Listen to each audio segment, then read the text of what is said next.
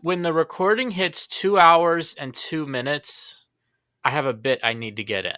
If it hits 2 hours and 2 minutes. We'll get there because I want to get this bit in. Yay! Like if we get to 2 hours 1 minute and we haven't gotten it, like I'm gonna filibuster to get it Okay. in. Okay. I'll leave this in if I have Do you to. need like a signal, Arthur? Do you want like finger guns? No, I'll remember because I spent a little bit of time looking this up and getting the stats in for this particular Ooh, bit. Beth is having a party. Mhm.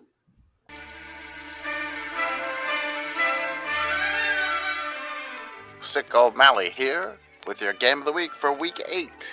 Georgia State shimmy down the Statesboro to take on their relatively new rival, Georgia Southern. Georgia State's football program is only 15 years old, but they've hastily assembled a rivalry with their conference mates, with whom they share the same state. Their rival, Georgia Southern, is a proud program with an FCS championship legacy and has played football for over a century. The game pitted two Peach State mates, the pesky Panthers and the eager Eagles, both desperately needing another notch in the win column as they fought to see who was the real GSU. The energetic Eagles engineered an easy stroll down the field, finding 3. The Panthers then plotted their course for pay dirt and put up a touchdown. Southern slid right back down the surface, and JC French IV flung a football for 20 yards and a touchdown toss. State then found a field goal for a stalemate in modern-day hate at 10-10. The Panthers pushed the pill past the pylon for another TD and a 17-13 halftime lead. In the second half, the Southern signal caller, known as the fleet-footed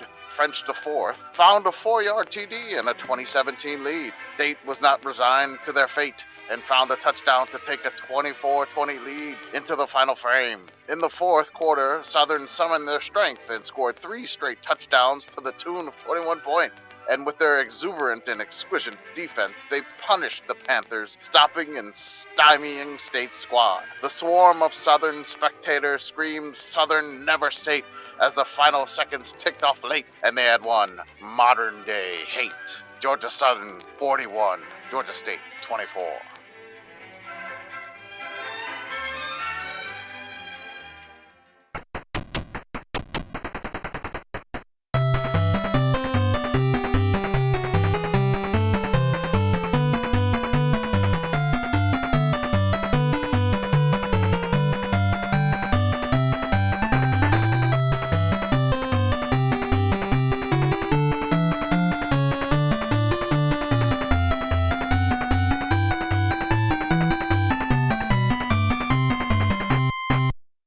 Welcome, everyone, to the Secrets Committee podcast. This is our podcast for the evening of October 19th, 2025. We have finished week 8 of college football, and we are here to talk about it plus everything else. As always, I am Jordan. With me tonight, I have Kamish, Hit Girl, Beth, special guest Big Sky Bridget, and producer Arthur on the ones and twos. Instead of introductions, we have a new segment. It's called Sickos Touching Grass, in which we all went out and touched some grass this weekend for the most part. Hit Girl, how was the protest? Yeah, I touched grass. I was one of between 5 and 7 million Americans estimated who went and were like, hey, this place has not had a king since 1776. What if we continued to not have one? And I had a great time. I saw someone who was dressed up as Wasp from Hollow Knight that had a sign that said, "We got Silk Song before we got a stable government." And then the back of the sign said, "Get good at government." And then this person found me on Blue Sky, and we're Blue Sky Mutuals now, which is delightful. There were lots of people in various inflatable costumes, including someone who was a fall guy, like the big jelly bean guys with the little crown. And I heard from a friend of mine later that guy was also at a different protest in this area that was later in the afternoon. And it turns out that he was an older guy who didn't even know what fall guys are and just wanted an inflatable costume. Oh, I kept having to ask people, like, is that a Pokemon? There was also a Penn State fan who had a sign that said, "We are voting blue. Critical support to that guy." So yeah, all things very good from No Kings, scenic Cap Region, Pennsylvania. Also, I went to the Ren Fair, so there was like so much grass touching today. I wore a flower crown. It was There great. you go. You were I witching it up. also had a Penn State themed sign this weekend. Oh, Yeah. You very much did. Are you going to Bridget. tell the people what that sign was? I'm just gonna drop it in the Ah, Discord chat channel Okay. thing that we have here secret sign. from the weekend. Secrets. It's a secret. So if you want to see the sign, join our. I did put my Blue Sky handle on my sign, but I don't think I got any followers out of that. Oh my There we God, go. Arthur. Very good. Bridget, you touched grass. I touched field turf. I went to the Grizz game. They played Sacred Heart. It got squirrely in the third quarter, but the Grizz came back and scored 2 touchdowns, one of which Michael Wortham scored and very nearly ran me over. So, sickos, if you were watching that or you have the replay on the Plus, you can see me very quickly shunk myself out of the way to avoid getting run over by a wide receiver. You say you got the shot and you I did. saved your cameras. Done. I did. I All would have 3 not gotten the cameras are shot, safe. and I would have been killed. I got the shot and saved the 3 cameras that were on my body because everybody sits on the sidelines because I'm used to standing, but all the photographers were sitting. So I was like, okay, you should sit. So when I would move end zones, I was sitting, and then he came and he caught the pass, and I just realized oh, he's caught the pass, he's in the end zone, and here he comes. Kamish was at East Texas A&M at Incarnate Word. How was the game? It was a wild game. I brought my my 8-year-old kiddo with me. So they ran out of lanyards for the media credentials. So they gave us the giant like the vest, the high reflective vest. You So look if you like you see were us doing on the Oh, I was sideline, wondering why he was wearing that. Traffic control commish out here with the Seriously. high vis vest. and I so was like, we it's talk, like high vis down there. I had high vis. I'm down there. I'm on the sideline. So if you see what looks like a father and son on the Incarnate Word sideline on that broadcast, if you replay it, it's me and my kiddo. We were down there in the third quarter. That's when East Texas A&M started to make their comeback and assert themselves, and so I had to teach my kiddo, hey, we're gonna have to move because it's not going well, and we did move. We went back up in the stands where we were sitting for the first half, and Incarnate Word hit a 57 or 58-yard school record field goal to tie it at 45-45 with a minute 55 left in the game. And then East Texas A&M, I don't know what happened, but their original quarterback that was starting number 2, he looked like he got hurt. And then they put in the backup number 11, and this he was short, diminutive, but oh my God, could he sling the ball? It was incredible, and they just lit up Incarnate Word's defense. And he had an option pitch where somebody got obliterated for an Incarnate Word. The running back just ran over a cornerback for the game-winning touchdown with 27 seconds left. It was wild. A lot of fun. I shout out to Kevin and the Incarnate Word folks. It was a blast. I touched field turf again. We threw the ball a little bit on the field after, and then my kiddo did the run the entire field. Yep. After the game, he just did that. So it was good to get out to a game. May have to do it again next weekend. I read a study for 2025 that says that going to live sporting events increases oxytocin and social bonding. Yeah, no, it's good for you. It's the same you are all in a room. Well, not a room because it's outside most of the time unless you're at a dome, but you're all in a space where you're all experiencing the same thing. Go do that more. United. It's I good. said this on the Feed Your Mascot podcast, and Blue said it perfectly: to defy your alienation and go be with other people. Yes. Ew. I gotta give a shout out to the East Texas A&M fans. They were on the visitor side, and I don't know if it was just the family, but they were going absolutely insane in the second half. It was incredible. Incarnate Word fans just they had the preseason hype, they had the preseason rankings. They were picked to win the Southland, which apparently is now a curse because if you're picked in the preseason in the Southland, the past 4 or 5 years, you have not won it and you've had an awful year. So I'm gonna have to track that because I know Southeastern was picked, and then like Nichols was picked, and then like it's yikes. So shout out to them. Congrats to the Lions. First ever win over Incarnate Word ever in school history. Beth, did you touch grass this weekend? I know you weren't in Orlando. No, I did not. I touched no grass this weekend. Someone had to stay behind and monitor the skeets. So that was me. Thank you for your Thank you for service. being clutch. I was at the State Fair Classico. This was Dallas Trinity FC, the women's soccer team in Dallas, versus Club America Femenine from Mexico. Club America won 3-0. It was a great game. Thank you so much for getting a credential for that, the folks at Dallas Trinity FC. And they gave credentials to my son. Yay! He felt very important. We got to hang out at the State Fair some more. I had another thing, the Chaos Cookie Milkshake. It was a $17 milkshake. Jesus. Even John Travolta would call it a pretty fucking good milkshake, though. It did have a ton of Biscoff in it. Do you know they make a liquid Biscoff drizzle?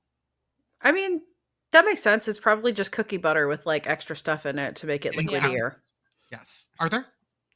So I got a question. Actually, I'm just trying to. I think I see what you guys are doing. You're all trying to establish your whereabouts for this weekend. Are you all trying to just get on record alibis for the Louvre heist? Yeah, basically.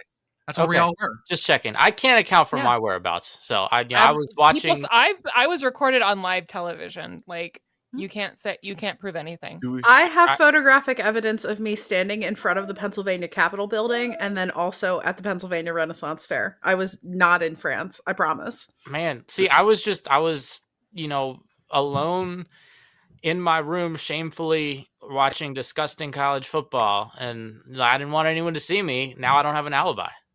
So I hope they don't come asking around for some jewels of, unquestionable worth. I don't know the words to describe them. Well, just hide the ladder, Arthur. That's all you need to do. Rappelling on the side of the pyramid in Versailles doesn't count as touching grass, right? Arthur, can you tell me if it was an official ladder of March Madness that was used for the Louvre? Well, naturally, I wouldn't use anything other than a Werner ladder. I mean, it's, they paid a lot for that sponsorship. I got to respect that. I'm a big fan of property rights, which is why I definitely did not heist the Louvre. I also got to see Joey Chestnut. Yeah? Joey Chestnut was there for halftime. We talked about how much it is to get Joey Chestnut to your event, so we kind of know what they paid to get him there. They were eating the crab and mozzarella arancini that I had at the State Fair. Yeah. And they had some civilians next to him. The civilians ate in 5 minutes, about 20 of them. He ate like 144. Yeah. How much did you pay for how many was it? Like 3 of them? Wasn't it like $20? $20 for 3. $20 for 3. And he ate 144 of them, correct? Ish. Yeah, ish. So 144 over 3 is 48 times 20 is $960 American. And we're going to see how many dong that is. That is 25,283,520 dong. Holy at the current exchange rate.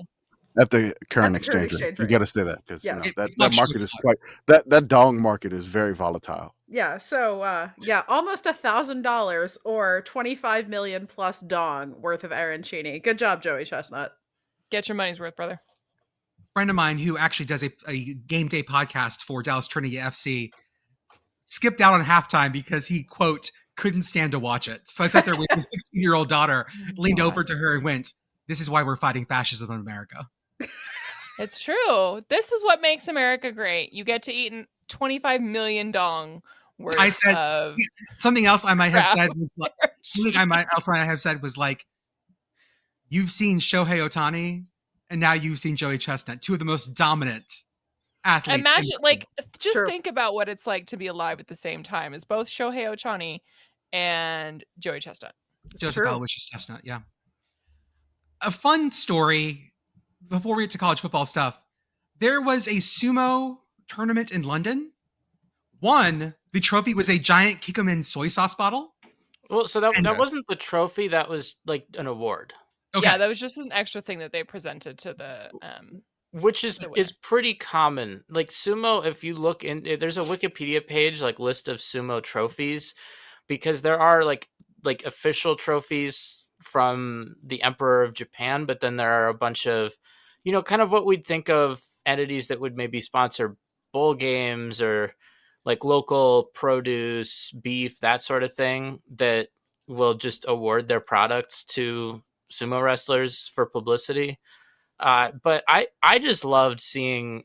First of all, I think that it was an exhibition event, so it wasn't like a big, um, Basho. tournament like they have in Japan. But I just thought it was really cool to see the sumo wrestlers interacting with a lot of English things or British things, but then also seeing like English people exposed to that, because I mean, sumo being the national sport of Japan kind of comes with some pluses but then also some baggage. And so I just thought it was interesting to see them out, in another country, maybe spreading the sport, because you've seen kind of an international influx, over the past few decades. It's becoming more Hey, of an okay, international sport. no more but, sumo yeah. filibuster here. Let's like, we're not trying to get you to 202 Hey, here. girl. Not sure. I do want to acknowledge the gigantic bottle of soy sauce. Yes. Yes. Can we please acknowledge the gigantic bottle of soy sauce? I mean, is that in the chat? I can't acknowledge this, Judge. I need to I see will it I will first. copy a picture of it and put it in the chat. And I am shamelessly copying it out of Bridget's Reskeets. Okay. Where that's all the Bridget, good yeah. content comes from. That yes, Yeah. but like giant, massive bottle of soy sauce. You guys, it was so good. It's great. Look We're at not it. gonna get. We're not. It's so good. We're not gonna get into like sumo stuff. We know we have sumo sickos, and we appreciate you and we love you, but we don't Do you- have time for that today. Someday, Holy shit, do- I'm repainting my chimenea. right, dude? Do you think they have a low sodium version of this? Yeah, that's important. No, just the good stuff. Probably not. We You're just gonna have to suffer. 2 firings today we need to talk about. First off, Billy Napier beats Mississippi State and is out at Florida. Raging Cajun fans will take him back right now if you ask them. Yeah. Yeah, at this point in the season for the Cajuns, yeah, I They're would say. 2-5. They're hurting. Yeah, but that getting back together with your ex doesn't necessarily always work out. The other Yeah, Beth, person, how's that going? Why? Why would you do this? Putting It's been a really rough day. Don't do this to me. I'm sorry. The other firing is Norvell is out, but not the one you think. It's Jay Norvell out at Colorado State after losing to Hawaii yesterday. Funny enough, Jay Norvell led Colorado State to one of their best seasons in a long time last year. They were 8-5, went to a bowl for the first time in a while. But nope, out. I was not expecting this today. Kamish? I knew he was on the hot seat because like last year was a make or break year, and the 8-5 kind of placated some of the folks, and they were like, okay, but he still was on shaky ground.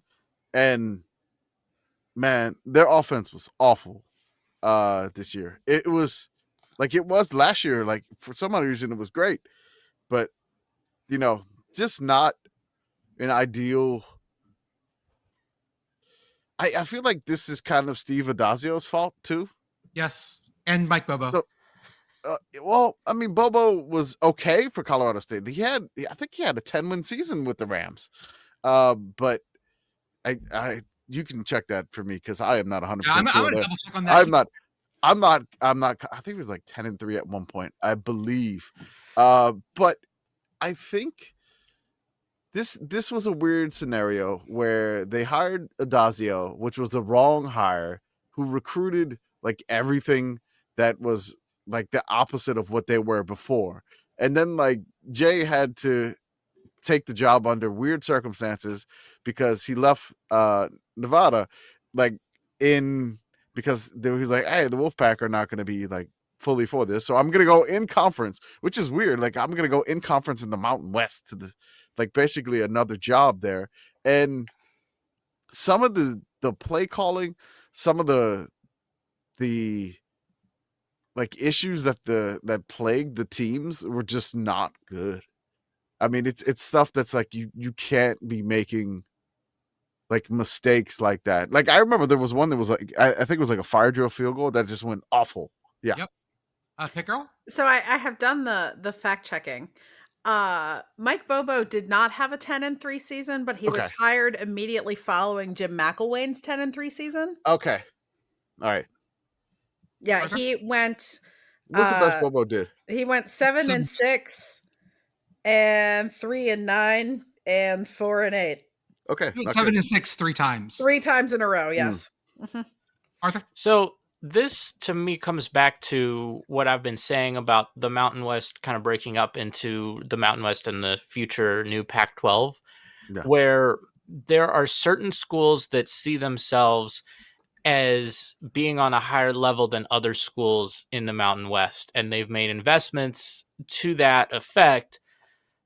It kind of results be damned, right? Like if you're Colorado State, you went out to hire Jay Norvell away from Nevada with kind of the expectation that that would elevate your program, that he would be able to bring the success that he had there, right? And Mhm. Jay Norvell going from Nevada is a school that is not making those investments, that does not necessarily see themselves as, being in a higher tier financially. And if you're Colorado State right now, there is just a lot of pressure to live up to that because you're going into the Pac-12 and, you look at what San Diego State's doing so far this season, pretty good. Boise State always is good. There's a lot of competition. It's a crowded market. And when you're spending all of this money to try to make yourself on that level, then there have to be results. And if they're not, then you're already spending a lot of money. You might as well spend a little more money, move on, find a new coach. Colorado State, I will say this, they do have support. Like I mean, they just got a new stadium. That's They have like breweries, craft breweries there. I mean, like I'm sure everybody's probably heard of New Belgium, which is That's like that good Fat shit. Tire. And yeah, I mean, they have Odell there too. They are like Fort Collins. Basically, they are investing heavily in that program, and we got to call it program because it's Colorado. It's not South. Yes, that's not a program kind of place. Not program, no. But yeah, it seems like the administration here and the boosters keep getting in their own way. Yeah. And they got the money, but nobody has the right direction here. Maybe the next hire. I wish them luck. I like them. The colors are great. Fun school, always great in the WAC. But hopefully they can get it right back on track. Speaking of job interviews, James Franklin made a public appearance. He flew out to Athens, Georgia to be on game day in front of a sign that says Lane Kiffin poop standing up. Yes. That sign was in the background the entire time. He admitted that he has no hobbies, sitting in front of a sign that says Lane Kiffin poops sitting up. And this is why we love college football, folks. It's like my favorite college game day sign of Lee Corso is a penis. I mean, my question is, does doing this count as looking for employment? Because he's definitely putting himself out there. 100% That's got it. And I think the best part was not only did he admit to not having hobbies, but he also made it very clear that, hey, I'm the steady hand on this ship. Everyone else was crazy. I'm Mr. Normal Awesome. It was an interview. It was. He's probably right about that. Oh, no, he's 100% right. Did you like? Have you seen anything? Do you know who Todd McShay is? Yeah. Anybody? Okay, No. So he's a draft analyst that used to be with ESPN. Now he's with The Ringer, but he has just been obliterating James Franklin online. And I want to blame it on Christian Hackenberg because McShay probably had Hackenberg too high in the mock draft. So, but Temple broke Christian Hackenberg. Never forget. I'm just thinking, like, imagine if I could have gone and done a big interview after the last time I lost a job, right? Mhm. Like, imagine if I could just, get on there and talk about all of the stuff that like I have been doing, all of my skills, like how I could really still benefit an employer out there somewhere. Like, I feel like I could have used that publicity. We do have. I do love the last thing he says, where he Mhm. just Yeah. says, "We're going to win the national championship at the highest level." So is that just no matter who hires him, that's what's going to happen? That's what He's he actually thinks. going to do it without being on a team. James Franklin to Teal College. Hell yes, The let's highest do it. level. You up I for a didn't. challenge, buddy? You don't even really have to move. I didn't realize James Franklin went to East Stroudsburg. Yes, he did. Mhm. I had no idea. I didn't We know had- that either. Huh. PSAC. We had a record me too. broke. We had an all-time NCAA record broken this weekend. Monty Quinn of D3 Curry College ran for an all-division record 522 yards on just 20 carries. That is so much. He broke the record set by, I can never pronounce his name, Samanje Samaje P. Ryan. Samaje P. Ryan, P. yep. Ryan, I thank remember you. him. For 424 yards. So this That's dude right, had, Thelma. This dude had 7 touchdowns, 522 yards on just 20 carries. Wow. I love that he had 7 touchdowns, which is great. But he had touchdowns of 30 yards, 58 yards, 64 yards, 78 yards, 84 yards, 85 yards. Like all his touchdowns were higher than his average per carry, which was 26.1 yards. And Kamish, This did is he like do a this damn math problem where they're like, "All right, guys, find the median, find the mode, find the mean." Yeah. This is the guy Kamish- with 9,000 watermelons. Yeah. Yes. Kamish, who did they do this against?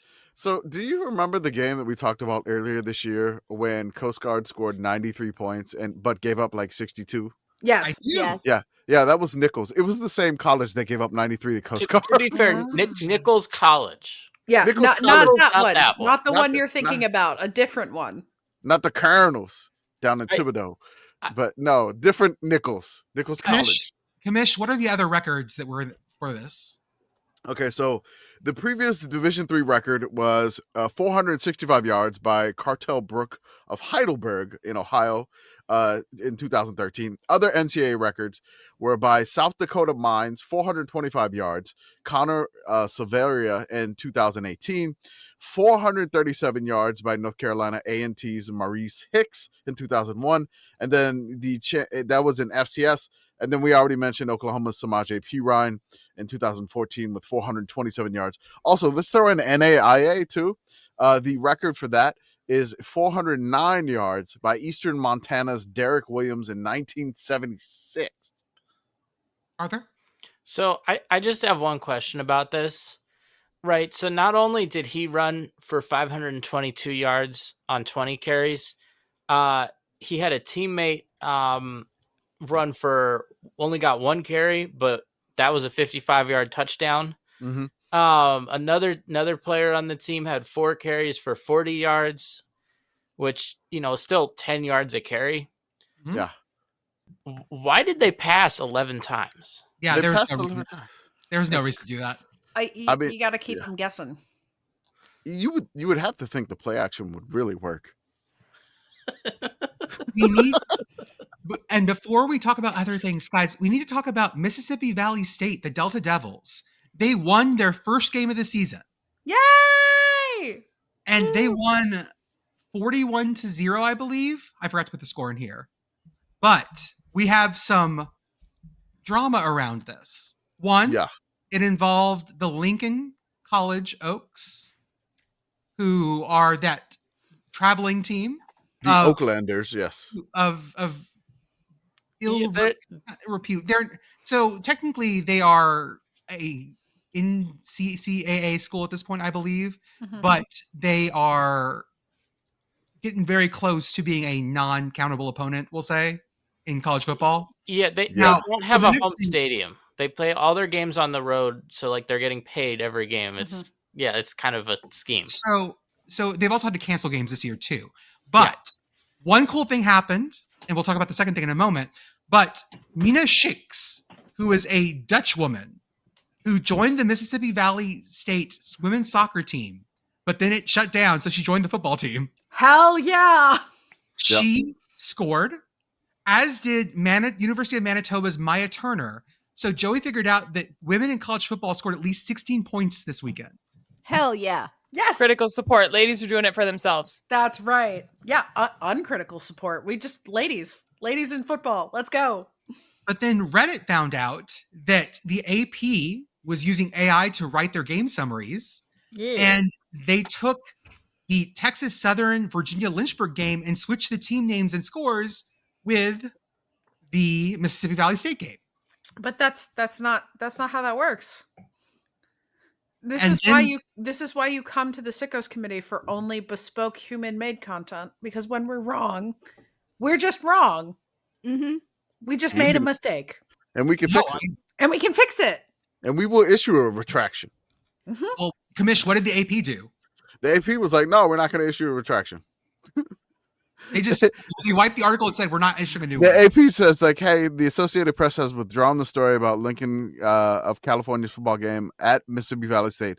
All details in the story were generated off of incorrect information from a different game. AP does not plan to publish a corrected version of the story. I will say that AP uses a British company called Stats Perform to do their AI shit.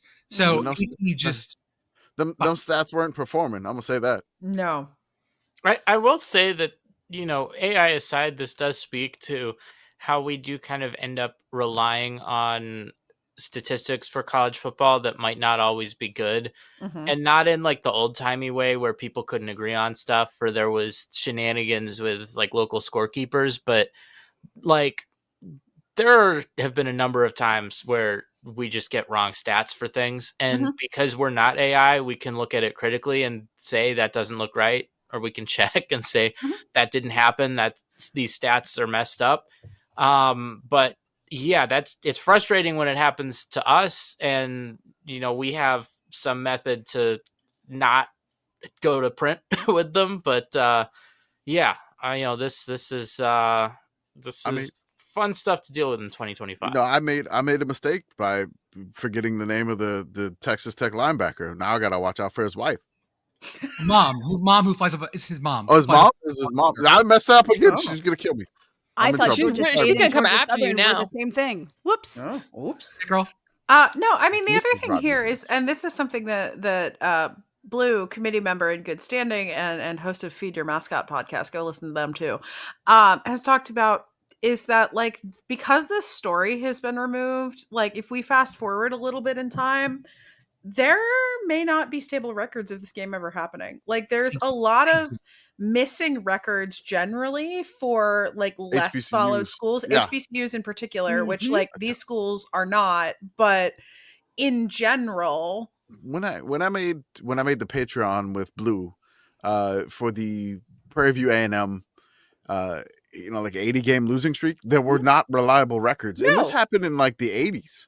Like the 80s and 90s, and it was just like there was not reliable. Like I couldn't find anything from '94, and I'm like, why can't I find anything? Like I had to go to the Tulane University library to get them to scan me something and pay like $50 for some pages of like a SWAC, like physical copy of the SWAC media guide for that year just to get information on that. So. I mean, do we want to just write something on this game and put it on the blog just to have some sort of internet record? we do should. that? And also, I apologize. Mississippi Valley State is a HBCU. Yes, they My are. brain always thinks that they are Delta State, the Fighting Okra, which is They are not not an the Okra. HBCU. No, they are the Delta Devils. Also, Yes. we missed a Pina Colada game for Mississippi Valley State week 1 this year. They played Southern, a SWAC team, but not in conference. Folks, let's get to our games of the week. Number 1 game of the week, Georgia Southern 41, Georgia State 24, Southern Never State. I have no, not yet.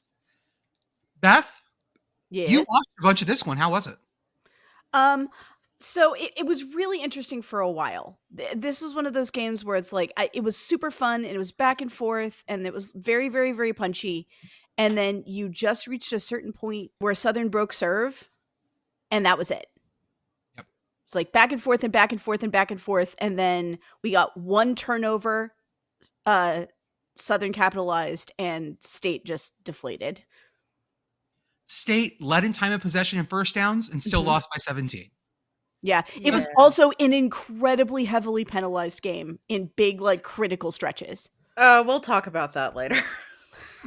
This is not the only game where that is the case. No, it definitely wasn't. But yep. State outgained Southern 444 to 420 and still lost by 17. That, like, State had the numbers here. I want to see what Stat Wars projected stuff is. Arthur? Well, I just so can you tell us like what kind of penalties they were? Like, was this like a game that was just really physical, or was it like these teams can't stop false starting? I mean, it was a bit of both. Like at one point, at one point we had 2 procedural penalties followed by a personal foul, followed by a targeting, followed by a hold, followed by another procedural penalty. Like, this was just a, like, incredible. We can't play clean football. Perfect. Yeah, it was beautiful. Game, when I posted the Southern Never State, that got so many angry replies.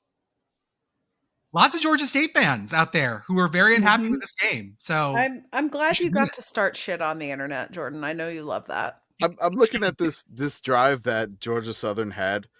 I'm sorry, Georgia State had that basically broke. It broke serve. See, it happens. So Georgia Southern takes the lead 27-24, and I'm looking at a 3-play drive that Georgia State had, and it was a 3-play drive. They fumbled, and that was when the serve was broken in the fourth quarter. But so it says like 5-yard penalty to start the drive, ineligible man downfield. Then that they do 2 plays, then it's like delay of game, and then they fumble. So in essentially 3 plays, there's 2 penalties on Georgia State. Yeah, in the drive, and then it ends with a fumble, which that was pretty much it, because like Southern touchdown, end of game. That's all they did in the fourth quarter. It was like touchdown. The game's over. Akron 28, Ball So Hard State 42. Hey, we're talking about Ball State. I have a new sound for us. Thank you, Arthur. That's how Cardinal sounds. Kamish's presidential run ends abruptly. Mish, how do you spell potato? Is there Kamish, have you ever ridden in a tank? We're gonna go to Minnesota. Yeah. Did I tell you guys I was there for that? I was there for the Dean Scream. Wait, what? You what? I was there for the Dean What Scream. is this score drop? What was it like in person? It was in New Hampshire. Did you hear it? Yeah. I'm sorry. Yeah. Yeah. Play my sound effect. Our sound effect. Our I sound am effect also now. Yeah, there. it's ours now.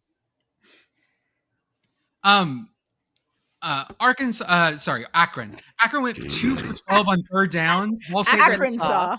Akron went This 2 one for 12 is Kansas, and this one is Akron-saw.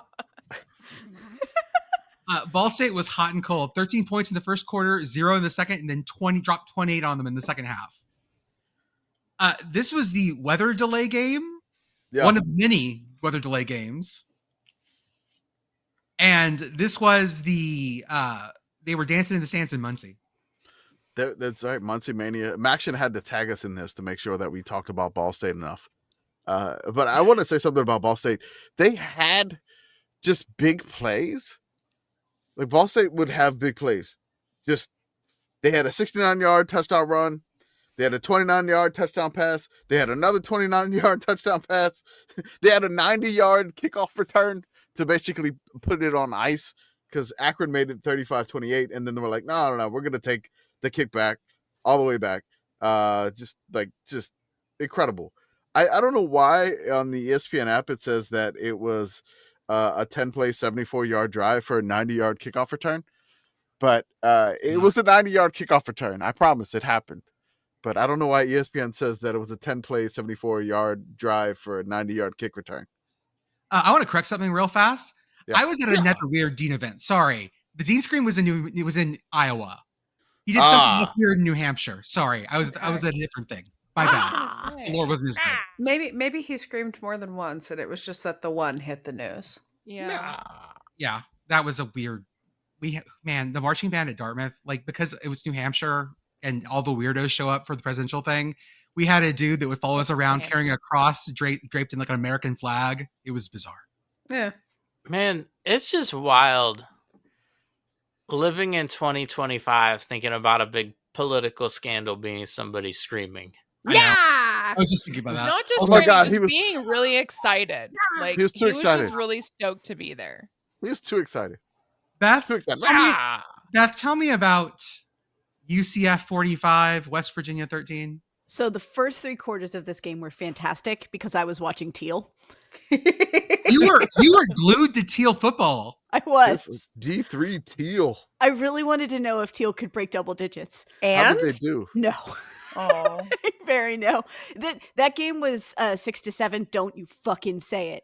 I don't even know what that means. Good. Continue to not know. Janapa loves 6-7. For a huge chunk of the first half, and because Teal scored on their opening drive and then couldn't kick an extra point, which I mean that feels right. And then it went really, really, really awry. And then unfortunately that game was over, which meant that I had to watch the 4th quarter of West Virginia UCF. Oh no. How is the family? I don't know. I've been trying to get them to return my phone calls for 2 days. No one will call. Oh, perhaps there has been another Puddles jet ski incident. I mean, it's possible. They are in Florida. Let's see. Let me find Friends Puddles right now. Let's see where In he is. Disney jail? He is. Do you have?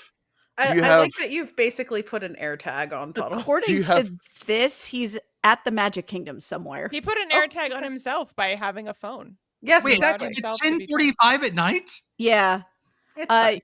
A you gotta close stay till family friend closing. is a Disney employee, so Oh, hours they're after dark. don't usually just like needing to have field passes to get on the field at UCF doesn't appear to apply to Puddles. Disney's closing hours don't really apply to Puddles either. Incredible. Yep. It's like when we used to get snuck into Disneyland in the 80s. It was great. So I have no idea how he is. I saw him on TV a couple of times. Oh, So good. I saw Yeah. proof of life at least during the game. That's but good. yeah, I have no idea. West Virginia is so god awful. Yeah. Rich Rod was like, I hope this is rock bottom, and I'm like, nah, dude. I think we can go even No. further because we lost yet another quarterback. Hey, friends, how many scholarship quarterbacks is West Virginia down to? 1? That would be 1. Oh, no. We Out got of 1. 6, right? Because Yeah. I felt like West Virginia had the infinite hanky of quarterbacks. You're telling me that there is an end to the infinite hanky? This is the heart. This is the heart covered underwear at the end of the hanky chain. I just gotta imagine Rich Rod is a magician just pulling out hankies from his sleeve. Yep. Just I mean, like, hey, I got another quarterback. This makes sense. This is why he played them all. This is why he was trying to get them all playing time so that they would all be game tested when they were Gotta be needed. ready. Yeah, Gotta be ready. because Yeah. we were really gonna need them. No, I mean it's absolutely terrible. I'm glad that Scott Frost finally got a home conference win in October. Happy Happy for Scott him. Frost Day. Iowa 25, Penn State 24. Pick girl. They did it. Who got the peacock just to watch this game? This kid. Hell yeah. A totally normal game of 25-24. Iowa hits the Brian Ferentz line dead on the money. This is a 4-game Penn State slide. Remember when the Oregon loss was like, hey, you know what? That was a good game. That's a close one. That we can deal with this. And then every fucking branch on the way down. You know, I had a lot of fun in 2020 when Penn State started 0-5. Mhm. But that season was weird and it was all very strange, and that 0-5 didn't really count. This is delightful. Well, fortunately, they get a get right game next week. Right. There was something going around. The Athletic did bowl projections, and they had Penn State projected to go to the Pinstripe Bowl against Pitt. And guys, about that, because for that to happen, Penn State has to make a bowl game, and I Uh-huh. don't know. Well, surely they can beat Ohio State and Indiana in the next 2 weeks. That's Right. what I was gonna say. I was like, Beth, who's their next games against? Who's their get right game against? Iowa did Surely not get a they can safety, get right? but they managed a very weird 25. That's a field goal, a touchdown with an extra point, a Mhm. touchdown with a missed 2-point conversion, a field goal, and another touchdown with a missed 2-point conversion. Good Mhm. job, Iowa. That'll I'll get win you to the game. 25. Commissioner, I did the math. Trust me. You're giving me looks. No, I'm just like, what the hell, Iowa? Okay, I mean, look, Iowa had a really nice goal line stand in there too that I was very proud of. This is what You the know- Iowa do. this to me, like, Iowa just like staying at the top of our poll. Like, this score is why they're still there. Yeah. Like this Mhm. this is like no other school and Yeah. no other team is doing it like them, and nobody can duplicate that. And I'm gonna put it this way: until Kirk Ferentz retires, I think Iowa's gonna be towards the top of our poll, because this is gonna happen, because this is the brand of football they play. Well- There's nothing wrong with it. It works for them. Other people try to duplicate it, but they can't. And it's awesome. So this year, Iowa has occasionally discovered that this tank has flame jets. This was a game where they decided that they weren't going to use the flame jets. Yeah. Um, Mark Gronowski with a knee brace Yeah. Yeah. has had a rushing touchdown in 7 straight games. Mm-hmm. He's also the first Iowa quarterback to rush for 100 yards in a single game since 1973. There's a quarterback that he's like approaching the most rushing touchdowns in Iowa history in a single season, and the guy's name is like really old timey. I think his first name is McGillicuddy. No, it's like Wilburn Hollis. Oh, that's good. Ooh, that's a good one. That's Yes, it says so. Like, yeah, I think we've tweeted about Wilburn Hollis a couple of times. Return with a V, sicko moms. That's right. So it says Mark Gronowski. This was, I think, on the 11th of October last week. It says Mark Gronowski is the first Iowa QB in history to rush for a TD in 6 straight games. That was last time. This is 7 straight since Denard Robinson. His 8 rushing touchdown on the season, so now he's up to 9. Are the 4th most. So he's tied for Matt Rogers for the most rushing TDs by a quarterback, Iowa quarterback. Larry Lawrence is at 10, and Wilburn Hollis from 1960 Hawkeyes. Look out, Wilburn Hollis. I will say that the drive that set up the game-winning touchdown, it was a 47-yard run by Mark Gronowski and then a wide receiver run. Because we don't use wide receivers for passing. We just hand them the ball. The way that Gronowski ran that play too, I looked up halfway through because Podcat had just jumped on my lap and distracted me. And so I look up halfway through the play and I'm like, is that a tight end? It's like, no, that It was a that wide kind of receiver. run. It's like this. Penn State ran 74 plays. Mhm. Iowa ran 49. They ran some triple option, guys. Yeah. Like, Penn State ran the triple for part of this my game. God. This was a Oh. great game, and I'm sad it was on the Peacock. Oh, also, by the I way, should have turned that on. Oh my God.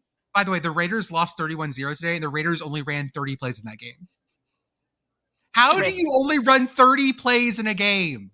When you have Chip Kelly and Pete Carroll is washed. Somebody's still paying for text messages by the character. Oh my God. We can't run plays until after 9 p.m., you guys. T9 That's when ass my- offense. That's when my anytime hours kick in. Uh-huh. Shout out to my son Kenny Pickett though. Yes, he got in the game. Yay! You know who ran more than 30 plays, but didn't run a lot more than 30 plays in their game this week? Who? That would be Curry College. Because when you're running for all those long touchdowns, you don't actually run a lot of plays. That's true. That is true. Hawaii 31, Colorado State 19. Bowl eligible. Hawaii is here. Can you hit the horns? Yeah, Bowl we gotta eligible. celebrate Yeah. So wait, is Timmy Chang the first like Patreon head coach to ever just like interview with us? What do you mean? So like we did interviews at the Bear Bryant Awards in January, but like a singular one-on-one interview. Yeah. Is he the first FBS head coach to do that? Yes, I think so. Okay. Sickos bump. So that's right. The sickos bump there. It doesn't necessarily work for FCS, unfortunately. Let's not talk about your FCS record. We're okay. No, FCS record not great. But FBS. Well, you weren't in there, so I need you in there. It's me. It's me. That's the problem. It was we gotta have the combo. Bridget's the bad luck charm. It's me. No, I'm the good luck charm. No, I don't know. We gotta figure it out. Again. Hey. Rude. I Also- interviewed plenty of people at Big Sky Media Days, and the Grizz are doing just fine. That's- Thank Also, you. you murdered the football team last year, Jordan. Yeah, That's- you I did. that too. And I murdered did your football obliterate team Pitt. this year. Yay! Jury's still out. Okay. Yeah. We have to remind folks, because everyone's getting excited about Hawaii bowl games.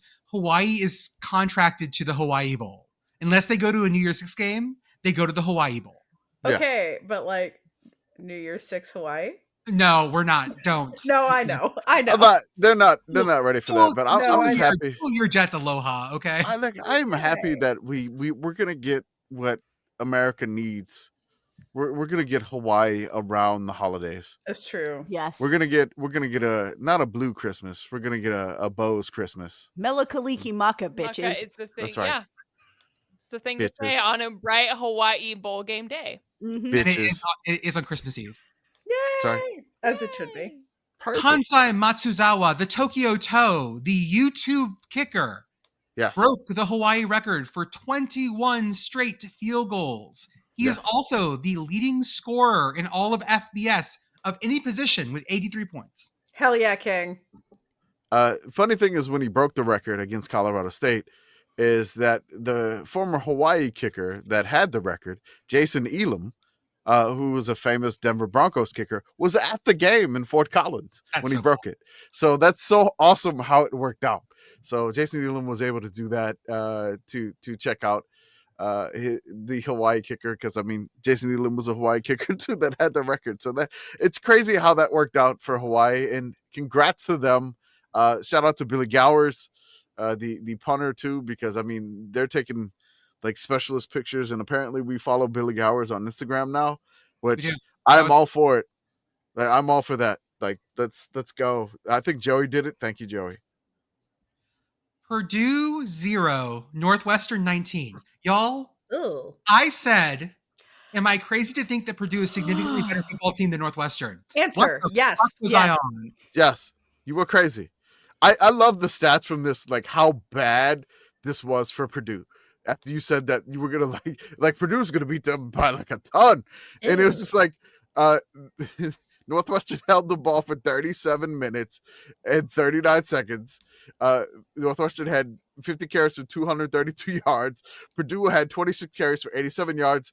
There were 5 turnovers total in the game. My favorite stat is that Fox made a graphic for this, Jordan, how bad you cursed the Boilermakers here. It was Northwestern's first shutout against Purdue since 1956. Whoo! Jesus Christ. Puddles was 10. What did I Oh do? my god. What did I do?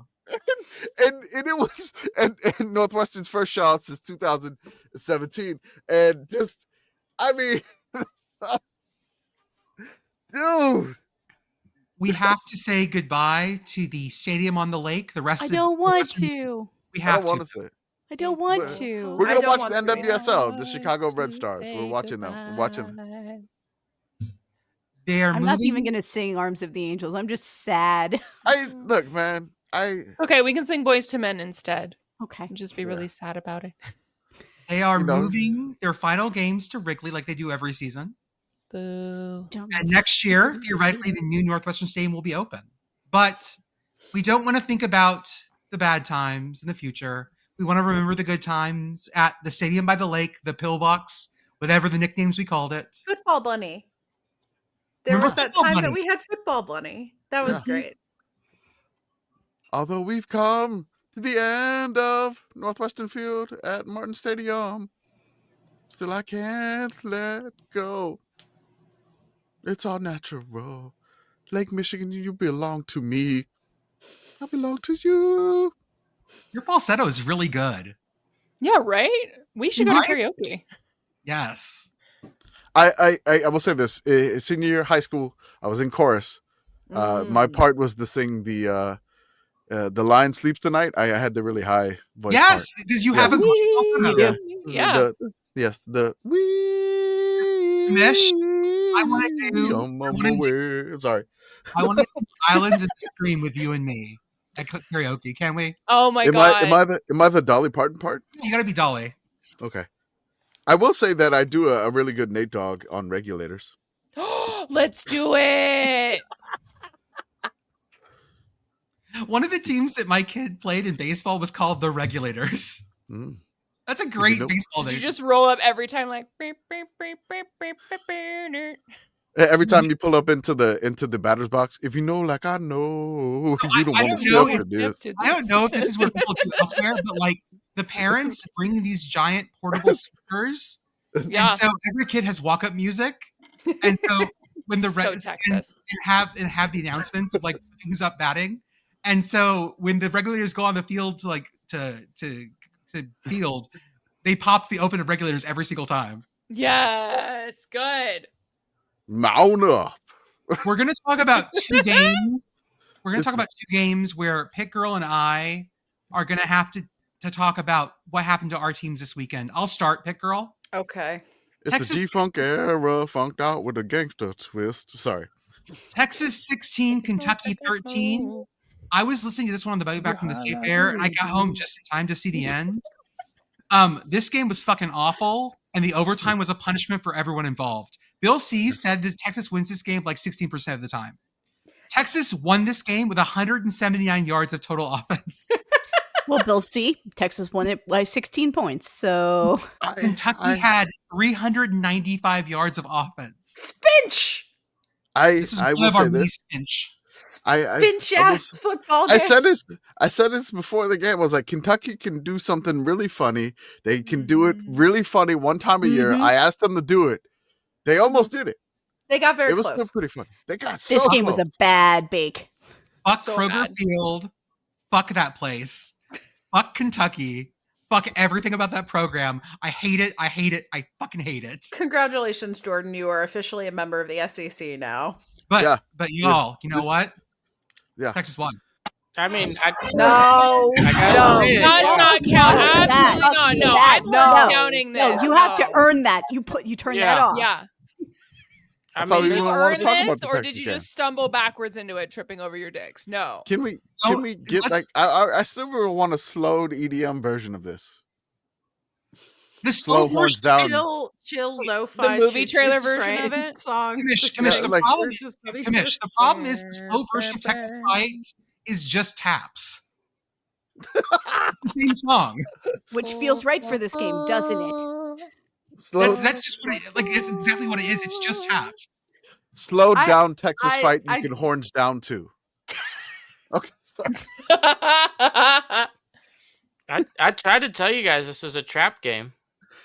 I knew it, man. I knew it. This is that, man. You don't want to go like to these bottom dwelling SEC teams. They're all trap games. Like this is like when you had this in the Big 12, you had Kansas, and that would happen like once every 5 years. But you get to do this every year now. So welcome to the SEC. Would you say that Kentucky is out here like, hey, what's up, hello? Yeah. Texas gets to go to Starkville. Or get right game. Yeah. Okay. Welcome to the SEC. Let's all wrap it up. But now, Pitt Girl, your turn. Pitt 30, Syracuse 13. Nobody saw this. Nobody looked at this. I did see it. Not a place of honor. I did see Pitt football. My issue is that nobody saw me watching this game, so now I don't have an alibi for the Louvre. Because you were doing it in a dark room of shame. I mean, as everyone who watched this game should have, because Jesus fucking Christ. Podcat threw up on the carpet 4 times during this game. Correct. I think Podcat had a better time than Pitt football had. I think so too. I think and this Syracuse was the throwing football, up no game one of the had week. fun. And Oh. Pitt. So the thing that's upsetting about all of this is that Pitt beat the spread, and I can't even be happy about it because this game was so ugly. It's so the ugly. Syracuse lady. The Syracuse lady that was in the stands. It's so fucking stupid. That's the gift for that one. That's it. That's what this game was. It's so fucking stupid. Woo! At one point, Syracuse snapped the ball, and the play-by-play announcer on TV said, "A clean snap." Yeah, Syracuse was on their third string center at one point in this game. They're on their backup center. They're on their backup quarterback. Pitt is out here like running them into the ground, but also giving up like Mason Heinschel, God bless him, sweet baby, very talented, but also out here playing slightly too much hero ball, which means that sometimes he takes a sack that he really doesn't need to take. Well, See, he last week- looked kind of hurt. Last week he learned he's He an did. unbeatable killing machine. Yeah, well, so he did also like he tweaked his shoulder, maybe, unclear. Yeah, I am having weird feelings. And I will donate to the Mason Heinschel Gets a Deep Tissue Massage Fund. If that exists. Pitt Athletics, if you're listening, let me know where that money needs to go. This game was so messed up. The cameraman missed the play, right? Yes. Several, my and it wasn't God. even that he missed the play; it's that he was just looking in the wrong place. So there's like a play where Pitt is throwing the ball down the field, and we're looking like maybe midway through the field, and Syracuse intercepts the ball. It starts coming back the other way. Did not see, didn't see, just saw like guys standing around in the middle, like not any of the action in the play there. Saw it again on a long Pitt pass down the field, like camera guy just out here, just sort of like looking. I but got not a call from a friend who was watching this game who's like, "What is up with the cameraman? Is he like checking out a girl and missing the plays?" Or what?" He must be. I mean, this game, like, it was just sloppy in every facet. Pitt won this game 30-13. I don't think anyone thought Pitt played well. I don't think anyone, was confident in Pitt coming out of this. There were 25 penalties accepted between the teams. I saw per Chris Peak of Panther Lair that there were 30 total called. It's just that like some were declined because of various situations, right? Like if it's already 2nd and 20, you probably don't need another holding call to be accepted, right? Like it was just, I'm going to walk into the sea. it was such a mess. Like every bad thing you could see. And whenever there was a big play, like it got to the point where like a team would score a touchdown and the announcers, rather than being excited, would be like, "Are there any flags?" We're not seeing, like, they get excited when they're like, "There aren't flags on the play." Literally, Because there it was a was big just- play. I don't even remember what it was, but their Pitt had a big play, and I was like, "Oh, it's come back!" And then it didn't come back, and I was excited. It's Yeah, kind Not of yeah, because it's of the probably- play it's itself, but probably the because it punt- didn't come back. Probably the it's like punt me return, watching but Arsenal football. Like Arsenal scores a goal, I'm like, oh god, VAR is going to take this off. yeah, where's the offsides? Arsenal got a penalty call. Oh, here comes 5 minutes of VAR review to take off the penalty call. I would like to compare two headlines here. First from the Pittsburgh Tribune. Mhm. Pitt wins clunker over Syracuse for third straight victory, overcoming injuries, penalties. And the PittsburghPanthers.com headline, Panthers crush the Orange in primetime. Wrong, liar, Yeah. liar.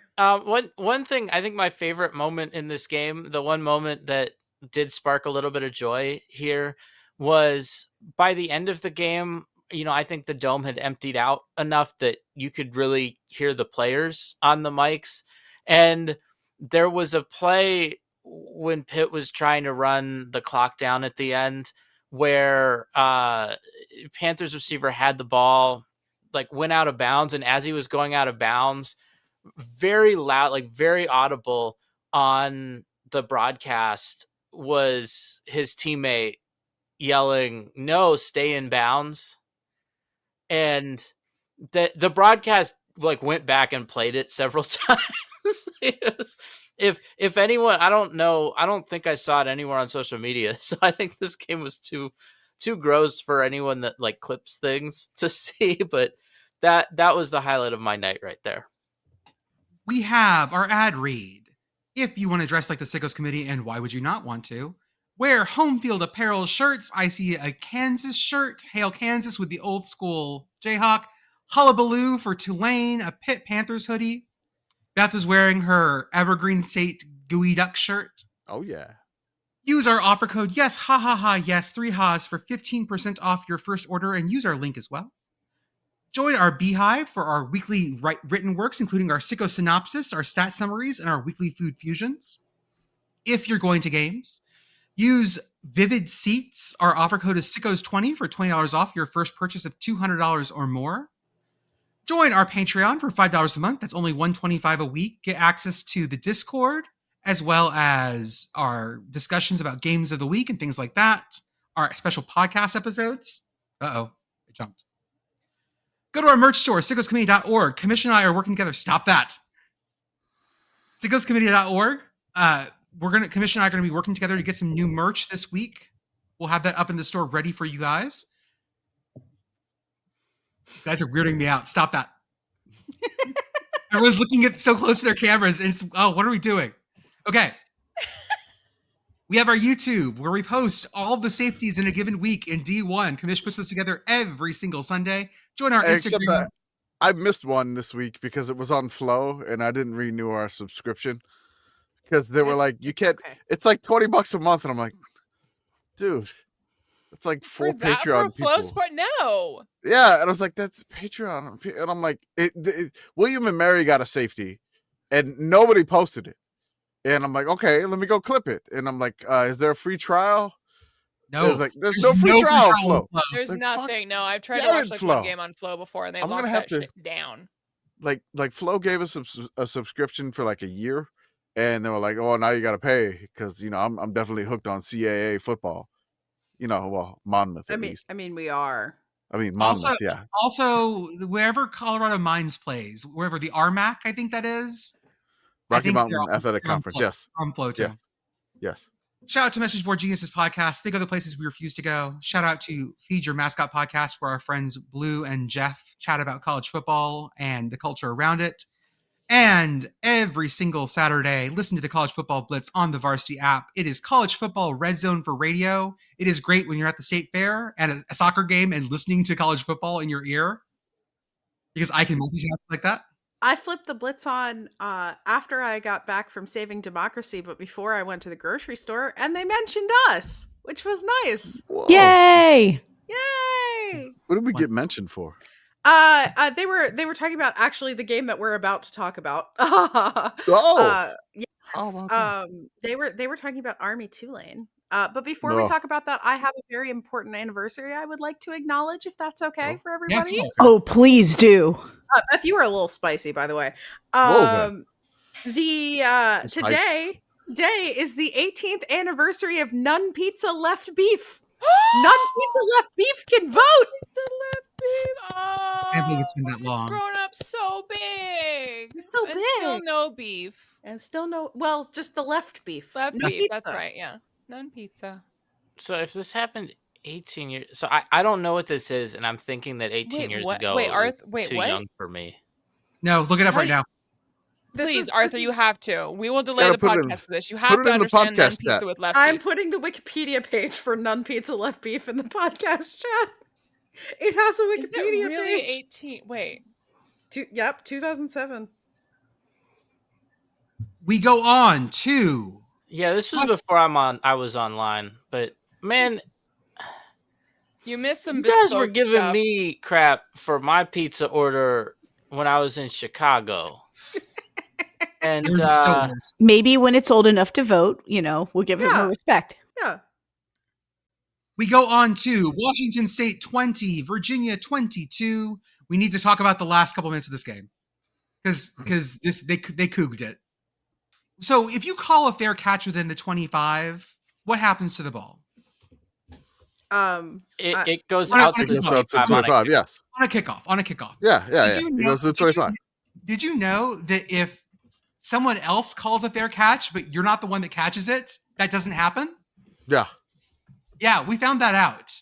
Yeah. So what happened was, hold up, Arthur. What happened was that one of the Washington State returners waved for a fair catch at about the 2. Yeah. And then another guy caught it. And that means the ball goes at the 2. Yes. Finish? Yeah. So I was like, why is this a rule? And so I was in the chat earlier in our Patreon. I was in the Discord. I was like, okay, so the other person who caught it didn't wave for the fair catch. The other returner did. So by rule, the ball is down where the other returner catches that. So it's like, okay. So he caught it on like the 1 or 2 yard line. I'm like, well, all right. So like the other returner, like you have 2 returners back. You have the one on the right, one on the left. The one on the right waved, and then the other returner caught it. And so I was like, what is this rule? And I was like, you can't have anybody else do the fair catch signal for you. And in my head, I like immediately thought, I was like, there had to be some sort of shenanigans for like something that have happened in the past, that this had to become a rule.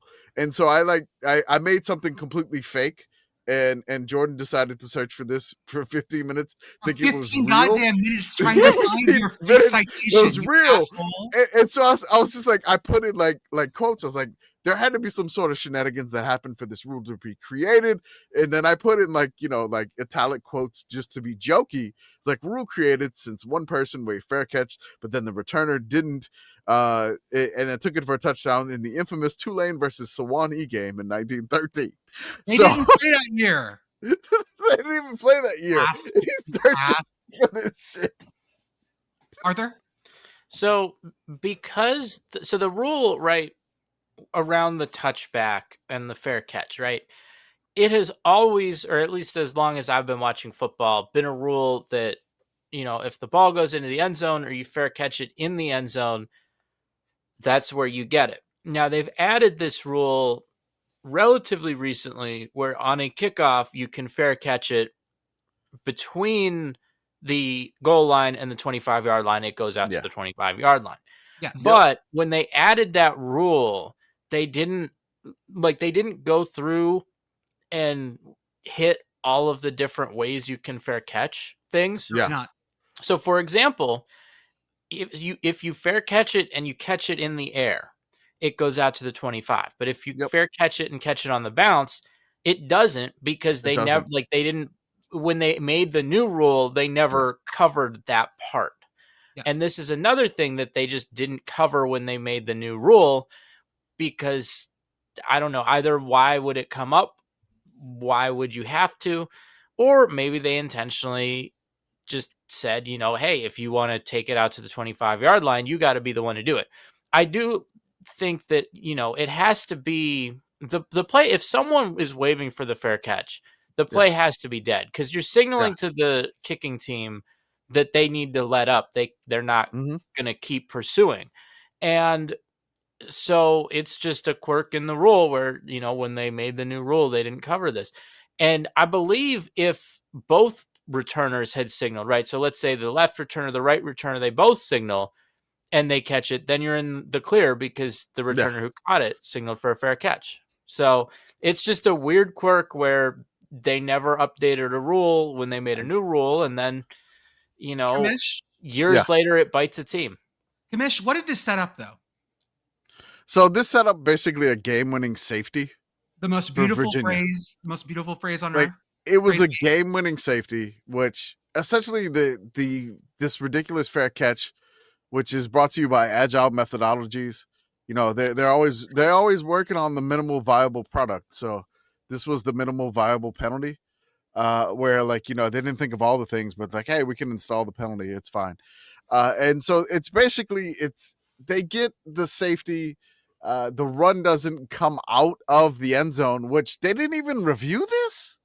No. It seemed like the point of the ball got out, I guess, but I don't know if they had a good enough, but they called this very confidently. This safety was just like, no, this is safety. And it was I'm like, oh, damn. Okay. It's a safety. So this is a game-winning safety for Virginia. Wazoo's got to kick it back. And then Virginia was able to, drain the last 2 minutes and 30 some odd seconds by getting a first down. And that's how they win the game, 22-20. So this sucks for the Cougs. This just like a really rough penalty to just like, hey man. Oh yeah, we hadn't like tested out fully all these penalties yet. But there's a workaround. You need to call for the fair catch, not not the other guy. That since it was kicked from the other side. So it's some bullshit for the Cougs. But congrats to the Who's because they keep rolling and their only loss was the non-conference game to NC State. So SMU, Georgia Tech, and Virginia are all undefeated in conference play, and they do not play each other. Of course not. It's perfect. I love how it's like for years we were aiming for perfect coastal, and we've discovered another permutation of ACC. It's all coastal now, baby. It's all coastal. And what's really the cherry on top of this is, like they don't play each other, but then also Virginia has the non-conference loss, right, where it doesn't count. Yep. Doesn't it count. Was a pina Doesn't matter. colada game. So we really, with how Virginia is playing, we really could have a situation where that game not counting factors into things. Well, so there's also an issue if you go down far enough in the tiebreakers that there are common opponents. Yeah. And I'm not sure if that's conference or not. So that might count as a common opponent's a common opponent. That's what I'm saying. Oh man. How far down on tiebreakers do we have to go until we hit full contact tiddlywinks? Because that's the one I keep hoping for. Oh, sorry. No. It's Jordan. It was an accident. Tulane 24, Army 17. Kamish, is your heart healthy enough for Tulane football? No. Have you tried Ty Curl? They didn't try him in this game. Bowl eligible Tulane. You have unlocked bonus Tulane. Look, man. I watched this entire game before heading out to the Incarnate Word game, and I knew this game was some bullshit from the opening drive from Army, which is the longest non-scoring drive of the week. Army started the freaking game with an 18-play, 48-yard drive in 11 minutes and 44 seconds, and then they missed a 44-yard field goal. Then Tulane goes back the other way for like a long drive, and then they try to go for it on like 4th and 2 from the 8, and they should have had it. But I don't know what the quarterback did. He was like, I'm just going to go sideways here instead of just forward for the first down, and he doesn't get it after like a really long review. It's just, this game was so ridiculous. It was so like classic football. There's like, we're not kicking field goals. We're not like doing any of this stuff. The first score of the game was like with 2 minutes left in the first half. It was 3-0. Yep. Then somehow like Army gets down there and they get a field goal. It's 3-3 at halftime. And I can only think of the poor safety for Tulane who bid on the play fake in the 2-minute drill. And then he does the surrender cobra after he makes the tackle to get Army in the field goal range. He's just like, it's not often you see a player do the surrender cobra. How did I get fooled by the Army play action? It's the 2-minute drill. And so he's just like despondent with himself. And this game was just so stupid. This game ridiculous. This game ended on a wild ass circus catch. The ball goes in the air twice. He gobbles that thing twice. So like Tulane gets down there.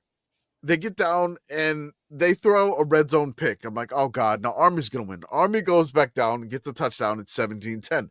Tulane has to fight all the way down. It's like 4th and whatever on like the 15th or something. Like it's near 4th and goal. And then they get a touchdown. It's 17-17.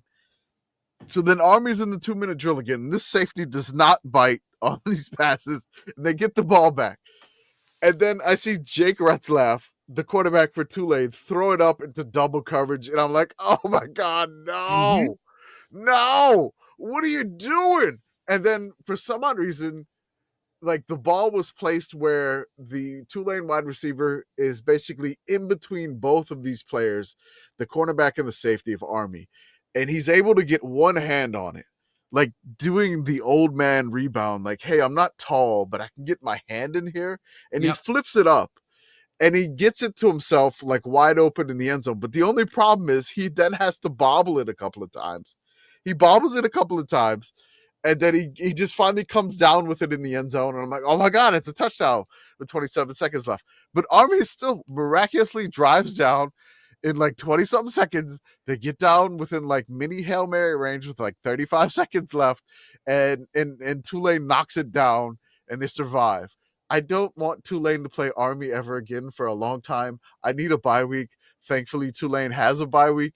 This weekend, they don't play until the 30th, which... my God, Tulane, you're killing me. Congrats on the win. Oh man, I can't do this anymore. I need a break. Speaking of teams having a bad time in conference, Florida State 13, Stanford 20. Going out west is a fucking cursed thing for ACC teams. They have a bad time. The tree was talking tons of shit, and I am here for it. Good. This ended in the stupidest way possible. So I stayed up for this one. I stayed up for this game because I was like, I got to see the end of this shit because this is some bullshit. And I'm like, if Stanford wins this game, this is like, it's like 2010. Florida State gets a field goal. It's 2013. And then like, it's like, whatever. Like Florida State throws like a Hail Mary that's like very short. And there's still like 20 seconds left. There's like, he throws it up. Then Florida State comes down with it. They get it on like the 10.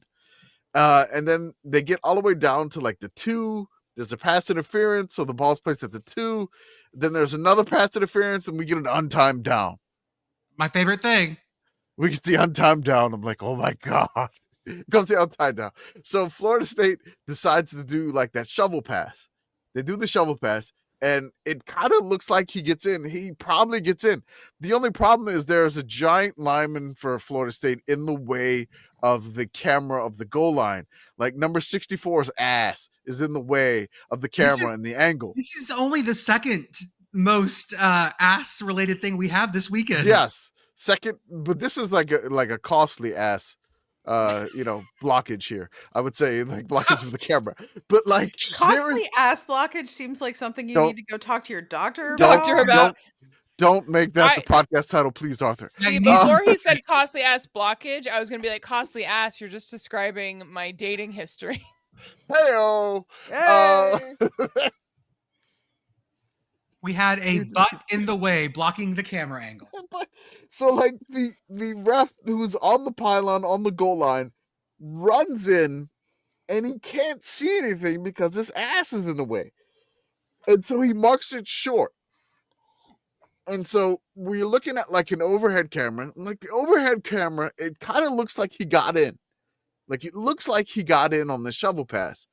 There's a Stanford player who is on his ass, like just pushing the ball to not cross the goal line, like just like pushing it out, like he's about to do like some yoga stretches or something like that, and they mark it short. And so they've been doing the ACC command center. We're like, where's the command center? Joey's yelling for it. I'm yelling for it. Oh, okay, like, nothing. No, we had no command center on Saturday. Apparently, no Friday command center on Saturday. Only the Friday and Thursday night games in the ACC we get the command center, which is like I'm like, what are they doing here? And so the review, they ruled them short, and then they were like, the decisions, they can't say stands anymore. It's upheld, I think is what they got to say now. And so Florida State loses to Stanford in like just incredible sickos fashion. And I love this so much because the timeline was still awake for this. Like if this was a Hawaii test, everybody's sleeping. But like the timeline was still awake for this stupidity of this game. And just like all like, oh my God, this is ridiculous. I can't believe Stanford won this game. I'm so glad I'm a podcaster where it is unlikely that I'll ever be in a situation where people are fucking zaprudering my ass. I gotta say one thing. I said this. It's like if Stanford hangs on to win, they gotta extend Frank Reich. We gotta extend Frank Reich again. That's right. Extend Frank Reich. That girl? You gonna say something? No, I'm just sitting like this. Okay. Sorry. Friday night, Louisville 24, Miami 21. Kamish had a bad Friday night. Sorry, Kamish, but fraud watch. I called the fourth interception. Like he's gonna throw another one. I'm sorry. I'm sorry. That was the 5th interception. One was taken back. Also, go Cards. I no, like the so like if the interception was taken, but then he threw it, it's still even. I don't know, man. That's like It's not the like if the interception should have happened, like it would have just been the fourth. well, that was the best part was that he wanted to throw an interception so badly. So badly he wanted to throw it. Like it felt that way. I will say Louisville in the first two drives was calling the wildest shit. No, They had three Yeah. quarterbacks in the field at one point. Jeff Brown was in his bag. Jeff Brown's In a his great coach. fucking bag. You know Jeff what? Brown- Talk your yeah. shit, buddy. That's hell yeah. Yeah, Jeff Brown in his bag, which I knew was going to be a problem. And again, Louisville's only loss is to Virginia because of like I think in OT, right? I don't remember. Was it OT or was it like very late touchdown or something? I don't know. But like this was OT. okay, yeah. So like Louisville's only losses to Virginia and OT. Louisville's a very good team, and this was going to be a squarely game no matter what for Miami. The only thing that pisses me off about Miami is like last year Miami had absolutely no defense, and they were all offense. It was all like Cam Ward do everything. Mm-hmm. This year, like Miami has a defense, and it's just like I was like, could we have put both of these teams together at the same time? Like you just No, like why missed would it you by do a that? year. No, You missed it can't by do a that. year. I miss Cam Ward from Miami. I miss like if Cam Ward was here, I think they would have been fine. But you in have a this Carson. game. You have a slightly used Carson Beck. The slightly used Carson Beck that I don't. Every Pre-owned Georgia Carson fan, Beck. every Georgia fan on the timeline was like, "Fucking told you." It's not even certified pre-owned. No. Certified pre-owned Carson Beck. He came off the like side lot at Stetson Bennett Kia. Yeah, they didn't do the 45-point inspection on him. No. They just wanted to turn it over and get it off the lot. I just think it's cool for Miami to lose a game and Mario Cristobal isn't the story here. That's true. Like, tried good, to be. good for him. He tried to be. There was a little bit of clock stuff. It was trending towards clock commanding, but that was not the important part here. Carson Beck was like, no, we're not going to let Mario make this call here. I'm going to throw the fourth interception. I'll put the game on my shoulders. And that pick for Louisville to win the game, he caught it by like the back end of the ball, the back That point was of the ball. so impressive. That was genuinely like one of the more athletic. I mean, obviously we watch a lot of sports. You see a lot of athletic things, but genuinely just grabbing the like ass end of the ball. Yes, as more it ass zooms talk. by you. Let's do it. We're just talking about ass in the ACC, folks. Ass. The Ass everywhere. Ass everywhere. It's All big Frida hours. Atlantic Coast cheeks. There's the episode. There's title. the episode. There's your title. The highlight of this game for me. So in our Discord, we have EA Sports CFB 26 Dynasty, like online Dynasty going, where a bunch of our Discord members, and I'm one of the people in the Dynasty. We all have it going, and because of various people's schedules and stuff, we've ended up making it through about like 1 week actually in real time, which meant that I was playing a different Friday night game in the Dynasty at the same time that these Friday night games were going on in real life. And at one point we got really confused because like in the game they were talking about Miami being on upset watch and like, oh, Miami's down by 3. And it turned out that Miami was getting upset by Louisville, like with pretty much the same score in like the sim video game at the same time that we were playing our game. And it was just really like a mind, like my mind was blown. Like it was just, damn, the simulation is on target here. Next up, Kamish, we got you have something to call to. Yeah, to I'm gonna have to own up to this. So Buffalo that's fine. 28, UMass 21. A heartbreaker for UMass. What did you do, Kamish? So UMass is up 21-20 with like 59 seconds left, and then they intercept Buffalo. And I'm getting ready to go to the Incarnate Word game, and I have the game on the tiny screen on my phone. And I'm looking at the interception, and like UMass gets the INT. And I was like, it's over, because I'm looking at the like tiny screen, and I'm like, okay, Buffalo has no timeouts left. But I immediately deleted the tweet. Like immediately, like when I saw they had like it, this tweet was not up for like 30 seconds. I immediately deleted it. And realizing Buffalo had all 3 timeouts. And I was like, oh shit. I was like, please tell me like I didn't just curse UMass here. Now, what UMass did after this, like after I tweeted and deleted it 30 seconds, UMass got the interception. They celebrated so much after getting the interception, they got an unsportsmanlike penalty. Yep. So they got an unsportsmanlike penalty. They celebrated too much. So basically it's 1st and 10 on UMass's 19. They get the penalty for the unsportsmanlike conduct. Now it's like, like 1st and 20. It's 2nd and 20 on the UMass 9. They lose 9. They lose 4 yards. It's now first. It's just like, I mean, brutal. This is a whole brutal thing. And then they lose another yard. So that makes Buffalo burn 2 of their timeouts. Buffalo still has another timeout.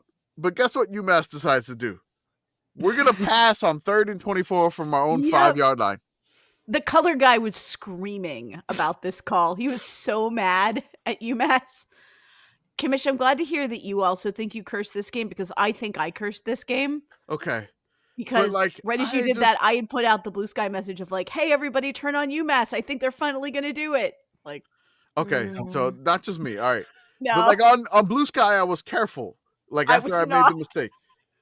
So somebody in the replies after I said, oh my God, UMass, no, they gave me the Dewey defeats Truman. Yep. And I'm like, I got to own up to it. They go nowhere. They kick the ball back to Buffalo. They have to punt to Buffalo. Now, Buffalo still has a timeout left. In less than 20 seconds, Buffalo goes down the field, and they hit a touchdown in the corner of the end zone by basically like the guy that intercepted the previous pass, I think. Just gut-wrenching, and they went up losing 28-21. The woes for UMass don't end there. This was like a new rivalry game, and they were supposed to exchange a rivalry trophy. But multiple sources that UMass was in charge of the actual trophy for this mutually beneficially sponsored rivalry, which is a fun line if you know the UConn and UMass drama from last year. They didn't get the trophy ready in time, so Buffalo did not get a trophy. So this is 2 trophies that UMass has failed to turn over. The Southwick Jug. By the way, someone called it the Sapphic Jug. Yeah. From our account. Who was that? That was something we said on the podcast last year. Please, those trophies are just friends in their friendship bed. And they were roommates. Man, I feel so bad for UMass. We were so excited. You go 3 plays, negative 14 yards, and you only take 18 seconds. It's just the punt only goes 45 yards. So basically Buffalo takes over at the 50. Yep. So like they're at midfield, and it was like, you gotta be, and all they needed was a field goal, and they got a touchdown. Just brutal. I want to give a shout out to Wolf Blitzer. Does he have the same social media manager as Magic Johnson? It does. Like, so Wolf Blitzer, he tweeted, No, no, I don't think so. It says it was a very exciting football game, and I'm so happy my alma mater, the State University of New York at Buffalo, yesterday beat the University of Massachusetts 28-21. I did a little bit of a coming to America for Wolf Blitzer. I was like, sir, did you happen to catch the contest on television yesterday? Oh, sir, the State University of New York at Buffalo took on the University of Massachusetts. And in the end, the Bulls triumphed by throwing an oblong ball made of pigskin to a wide receiver. It was a most ripping victory. I love that fucking movie so much. Oh, my God. Oh, God. Thank you, UAB 31, Memphis 24. I love that interim bounce, baby. UAB keeps the rack of ribs, take them over to SEC headquarters, show them to Greg Sankey, make him look at them. Memphis was on the UAB 1 yard line with a chance to tie the game, and then false start, pass to the 1 yard line again, another false start, an incomplete pass, a delay of game that put them at 4th and goal from the 11, and then UAB stopped them. Well, okay, but before they were 1st and goal from the 1 yard line, they thought they'd scored. Yes. Like this wasn't. They pulled it back. Yeah, this was they thought they'd scored the tying touchdown, and then replay put them at the 1. But then it's like, okay, you've got plenty of time. 1st and goal from the 1. Surely 4 chances you can punch this in, and they could not. So someone mentioned this on Blue Sky, and it got me thinking about the time that Pitt did this. Yep, I was covering that game. Yep, yeah. Pitt was at VT in 2017 and went down the field, and we thought they had scored, but they were on the 1. 1st and goal from the 1. Pitt tries to get the ball in 4 times, does not succeed, turns the ball over on downs and loses the game. I was driving somewhere and listening to the radio call of that game.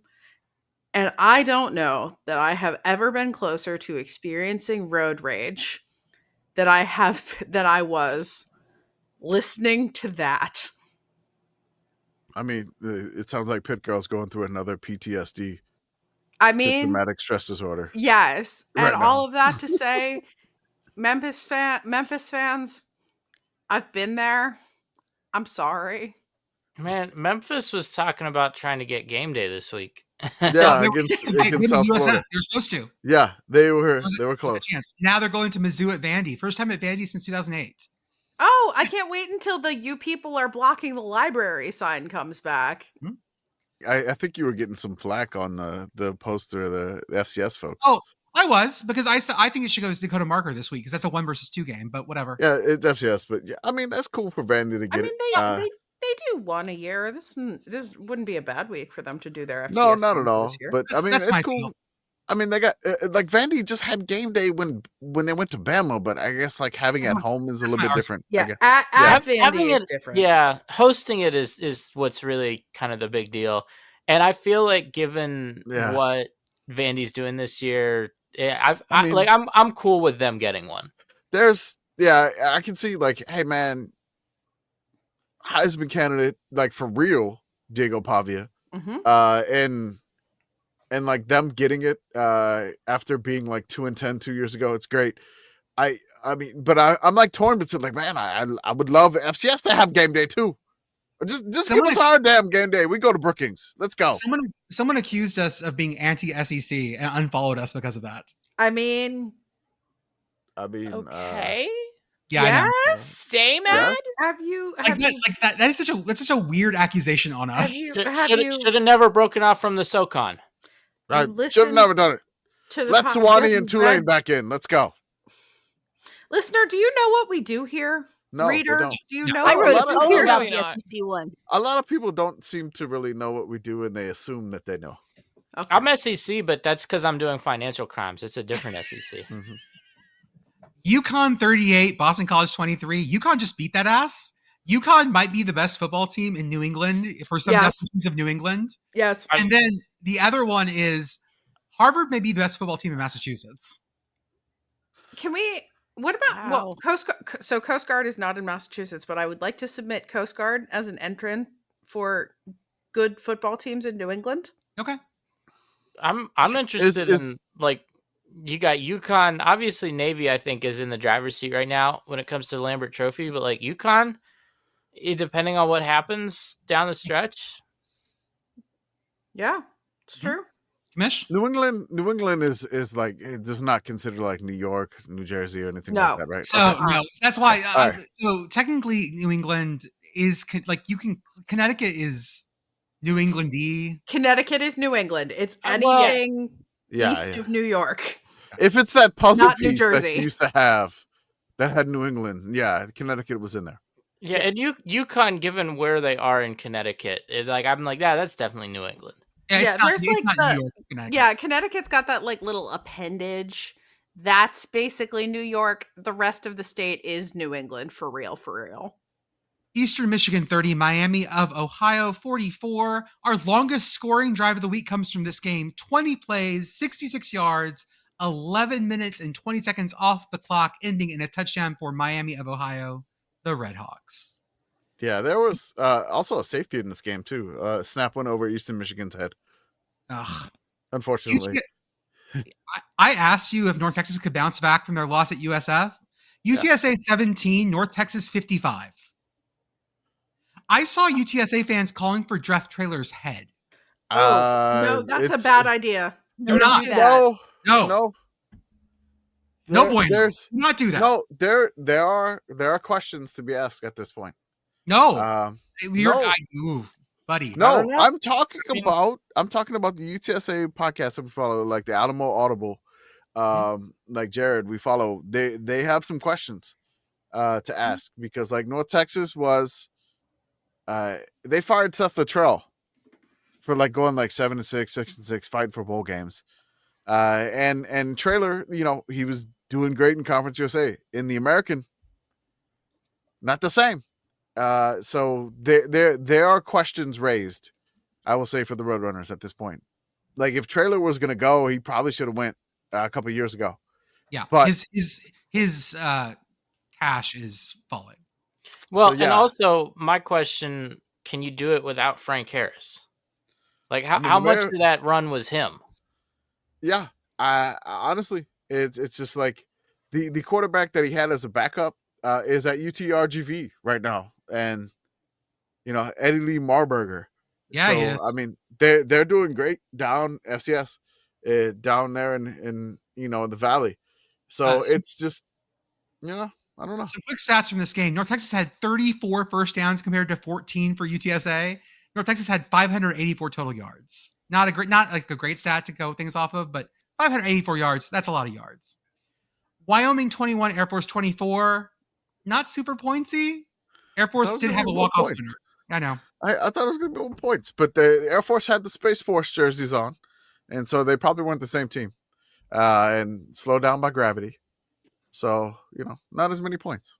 But they Nevada 22, New Mexico 24, 4-3 Lobos, and we'll talk about this more on the next episode, but they've announced the turquoise uniforms for home. Finally. Yes. Like they previewed them like when the fuck are they going to wear them? But thank the Lord they're coming soon.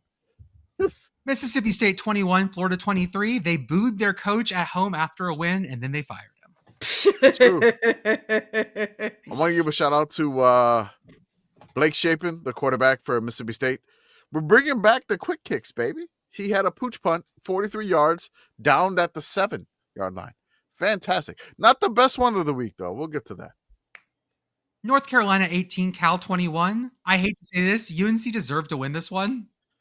They had this. Yeah, but what happened? What happened was they had the ball punched out on the basically on the goal line, and they fumbled it, and Cal recovered.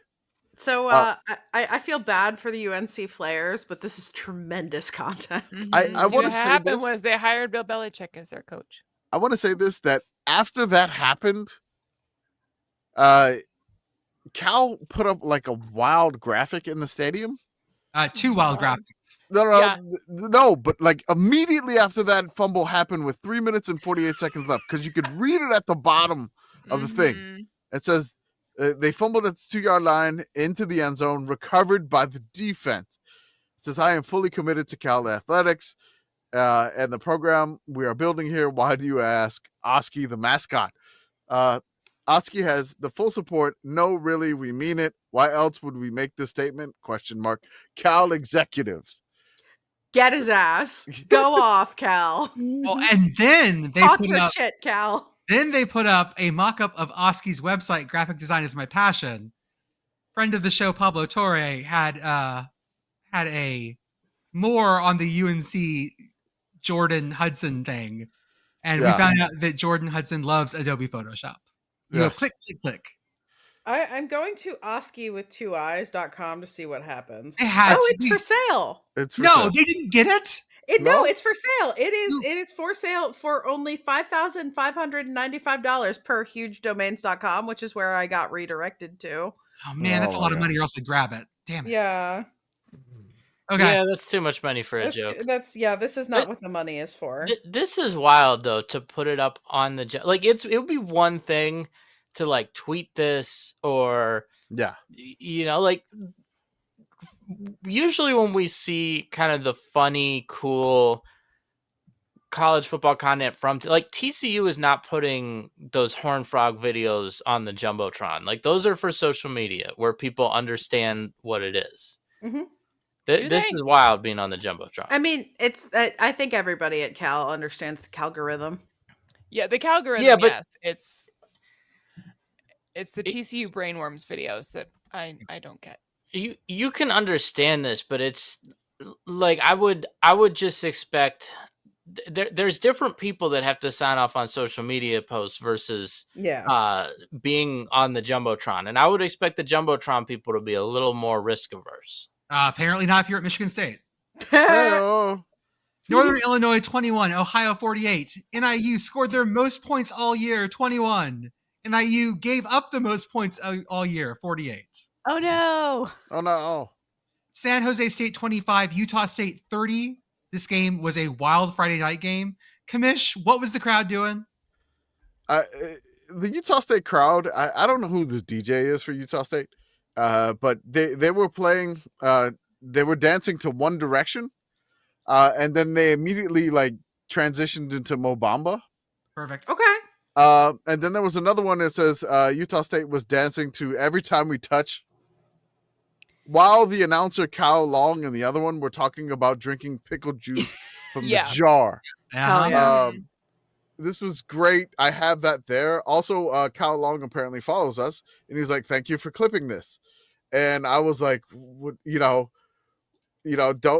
be leaving the pickles dry in the fridge anymore." And he was like, "Solution: drink it all, and Amazon more pickles. Thank you for posting the clip." Beth and I both caught at the Kentucky Texas game. Yes. The DJ dropped an EDM version of Bittersweet Symphony. What? Like a chopped and screwed version of Bittersweet. It was awful. Yeah. Upsetting. Where was the drop? It sounded like a cry for help. It just kept going through it, and like it didn't quite drop. It just kept. Did they literally do the Lonely Island, like, when will the bass drop? When will the bass It drop? felt like that way, yeah. I need it with the wub wub. I need wub wub Bittersweet Symphony. And it's a I'm trying to find this. Hold on. Troy 37, ULM 14. Kamish.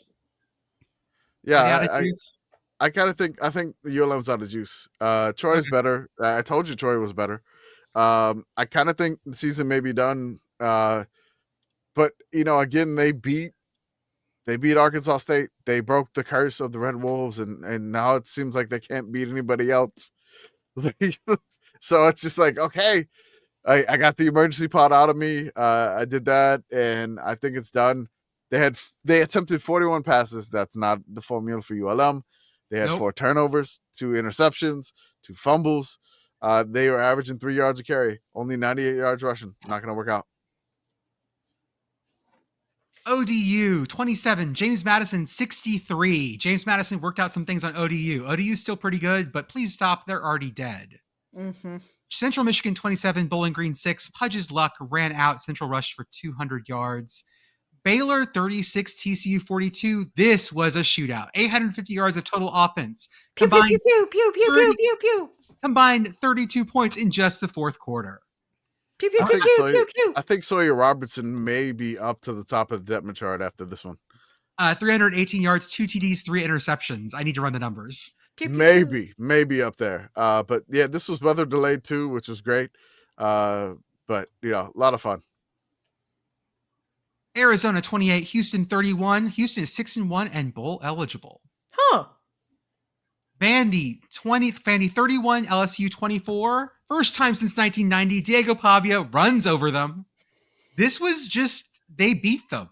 There was nothing to talk about. Like, they didn't they didn't even rush the field. No, Vandy's just good. Yeah. How insulting is it if you're LSU that Vandy doesn't rush the field on the win? They're like, okay, regular win. Let's go home. There's a lot of posts on Brian Kelly's buyout right now. I'm just going to say that. Oh, yeah. They wanted it, and it couldn't happen to a nicer guy. Yeah. Maybe he can take the Penn State job. Right. Oh my god. Could you fucking imagine? It'd get him closer to the Northeast. He wouldn't have to be doing that accent anymore. No, I want him to learn Pennsylvania English. Oh God.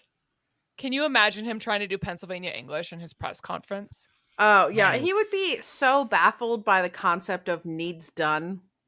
We'd just like trap him just with that. Imagine Kelly, how do you saying play the the red phrase up to this him game? like saying like the cookies are all, and then him just sitting there like staring at you for 5 minutes, waiting for the end of the sentence. Right. The cookies are all what? Imagine like it's a rainy game. Brian Kelly's talking about how the football is slippy. Utah 21, BYU 24, the Holy War, best call of the weekend. There's a bear on the loose in Provo. Because their quarterback's name is Bear. Oh. Yep. Buckmeyer. It was good. Yeah. Is there any mascot that puts their life more on the line than Cosmo? No. I don't think so. He ziplined in. Yeah, that is because Cosmo is doing the same thing that I was doing in high school when I was too young to drink, drinking way too much Monster instead of drinking alcohol and making poor decisions. And that's fine. I think at some point we're going to see a Cosmo die. I hope not. We don't Or know. at least I don't want this like to knock happen. on wood that they're fine and they're like kids and they can't die. But like if a Cosmo loses an arm, is it like the Prestige where the other person has to lose it? Like every Cosmo has to be one armed then? The Prestige. Oklahoma 26, South Carolina 7. Oklahoma proves that Red River means nothing. That game doesn't matter at all. John Mateer pooch punt down at the barn leads to a safety for the Sooners. Fuck yeah. Best pooch punt of the weekend by far. See, Jordan, you don't have to be sad about Red River. It doesn't mean anything. No, it doesn't. It's not good or bad. It doesn't mean anything. That game is an aberration.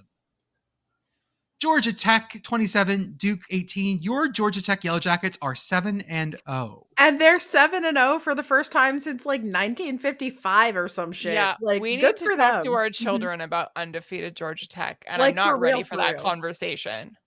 And we got a disconcerting signals because someone slapped a Georgia Tech's defensive lineman's ass so loud it sounded like a clap.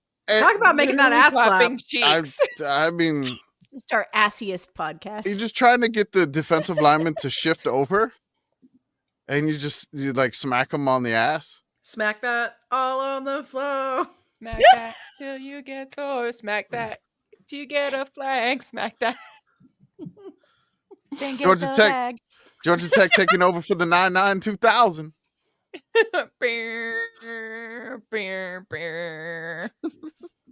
We need to talk about Texas. We have Marshall 40, Texas State 37. Texas State has been in the worst kind of hell this past set of games. Every team is out for them since they're leaving for the Pac-12. Yeah. This team goes to OT. Kamish, what are Texas State's last 3 games? Okay, so Texas State's last 3 games. They lost to Arkansas State because Arkansas State let them score a touchdown, but they missed the extra point. Then Arkansas State went down the field, scored a touchdown, and kicked the extra point. They won by a point. The next game after that, they lost to Troy in overtime after blowing a 21-0 lead. Then they lost here in double OT to Marshall. And every team on their way out is making social media graphics is like have fun out west. So it seems like Texas State is losing in the most Pac-12 fashion on their way out of the Sun Belt.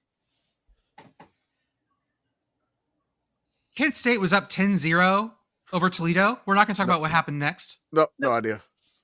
Texas A&M beat Arkansas. You'll never guess what happened. It was a very close game, and then it wasn't. Or it was a very close game. Was a close game, but A&M won. Anything happens in this game so long as A&M wins. And this game had a weather delay. It was delayed by 2 hours because of the weather. I mean, I'm just saying, wouldn't have happened if they were playing inside in a climate-controlled stadium. Hartzell said something very close to this on the Blitz, by the way. Yeah, everyone's saying, you're hearing it more and more. People are saying Texas A&M and Arkansas should play in Jerry World. Missouri 23, Auburn 17. As of Sunday night at this recording, Hugh Freeze still has a job. Yeah, that's because they're keeping him until Diego Pavia can hand him his ass again. And then overtime, This overtime was the first overtime. So These stupid. teams combined for negative yardage. should've- Nobody And they wanted both more missed of field this goals. football game. It should have counted as a tie. If that happens, that needs to be a tie. If Right. like No one both scores- teams miss, no one if scores both in the teams- first overtime. no, Both teams lose yards and then miss the field goal. I will say yeah. this: if both teams like miss field goals in the first OT, it's a tie. I mean, also, That's it. I think that, but also, Eli Drinkwitz thought that they had hit the field goal that they This was very great. clearly missed and like ran out onto the field was- like, we did it. And I think if you do that, you should lose. It You was should it just was automatically lose. It was close. It was You're closer than you literally think paid it a is. no ball, and then Yeah. you're doing that. I think though that the final play of this game was beautiful because Auburn's quarterback under pressure gets the hit. ball off, but he throws it to a lineman who is of course not an eligible receiver. That's how it And ends the game. they threw the flag. They threw the flag on it. Yeah. That was it. I mean, He didn't make the first down anyway, but No, he like slid. He just gave himself up. He's like, I know I'm not supposed to be doing this. Just two elephant seals screaming at each other. Texas Tech goes down. Arizona State 26, Texas Tech 22. Best thing about this, Kenny Dillingham was complimenting Sam Levitt in the post-game presser. And then Sam comes in and like ruffles Kitty's hair. And Kitty's like, oh, shucks, man. I was up to say mean things about you now. It was just really cute, like a really cute moment. I love it. Ohio State, Wisconsin. Hold on, real quick. Let me get Cincinnati in there. I just want to Cincinnati and Oklahoma State. They had the banana section at Oklahoma State. They were doing like a conga line around the stadium, all wearing banana costumes. Also, Hell yeah. there was then there's like competing sections. So section 2, no shirty 1, which is 231. They had no shirts there, and then Oklahoma State's they had another section in the end zone. They were wearing nothing but banana costumes. So like I love that there's Oklahoma State fans that are like competing like, hey, no, we are more fans. We're going to wear banana suits. I like that they are finding new ways to entertain themselves. This is good. I do yeah, that. I want to see a team go full. Wow, we're so bad. We're going to be a minor league baseball team. I Coming to you in 2026, the Oklahoma State Bananas. I want to say that, Cincinnati had a pick six. Banana. Had a pick six by a cornerback by the name of McDoom. Yes. Yep. Matthew McDoom. Pulling up to 100-yard the pick six. McDonald's drive-thru, like, I'll have a McDoom, please. I'll have McDoom. The That's the McDonald's Halloween. McDoom. That's the Halloween order. Speaking like- of people who I want a boo bucket and a Halloween McDoom, please. Speaking of people that still have jobs, Luke Arthur, Paul still has a job. Oh, he's he's got the been- minion that's hat fine. on. Okay. perfect. Banana. Banana. Banana. Ohio State 34, Wisconsin 0. We have to go back in time to talk about last time Wisconsin was shut out in back-to-back games. That was 1977. Before that was 1966. Cool. I'm surprised Fickle still has his job. I just want to say here, Iowa shut out Wisconsin by more points than Ohio State did. That's how I'm, again. We have our spinach games of the week from our friend Kevin. Kentucky gained 395 yards, 69% of all yards gained in a game, and turned it into a 16-13 overtime loss to Texas, who only had 179 yards. Florida State came in slightly behind them due to only Stanford having a better offense night than Texas. FSU had 13 points on 444 yards and lost by 7 to Stanford, who only had 295. Speech. But our spinach game of the week is Arkansas State, 15 points on 367 yards, beat South Alabama by 1 point. Spinch. Delicious. Easy VZ NG Austin VZ on Twitter said, I got curious. This is the first time in CFB history a team has lost a regular season games in which they have had at least 440 yards of offense, outgained their opponent by 150 yards, won the turnover margin, but scored 13 points or fewer and lost the game. What game was that? Florida State. Florida I think. State. Mm-hmm. Oh, Florida- my it was God. the Thursday game. Okay. So, Florida State back in our poll. some other quick shots before we leave here. Oregon State 45, Lafayette 13. Lafayette was close for about a half. Yeah, they were leading for a while. Mm-hmm. We thought it was going to go, and then Oregon State dropped 35 in the second half with nothing else. Yeah. Which good for them. And Lafayette, good try. You did good.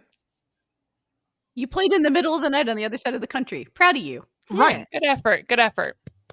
Idaho 14, Eastern Washington 21. Idaho is down in a bad way, but can the commish bump save them?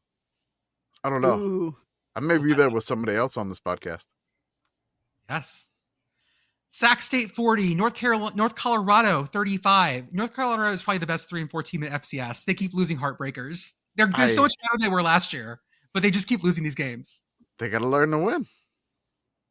Nichols at Stephen F. Austin. This one finished almost at the same time as Stanford, Florida State because of weather in Texas. I posed the question because Nichols scored a touchdown to make it like 34 to 6 or 8 or whatever. I can't remember what the final score was. But they scored a touchdown at like 12:30 a.m. Central Time. And I was like, is this the first time that in Nichols football history that they've scored a touchdown on a Sunday? So hopefully someone is looking that up. UTRGV loses to Lamar by 2. The Cardiac Cardinals.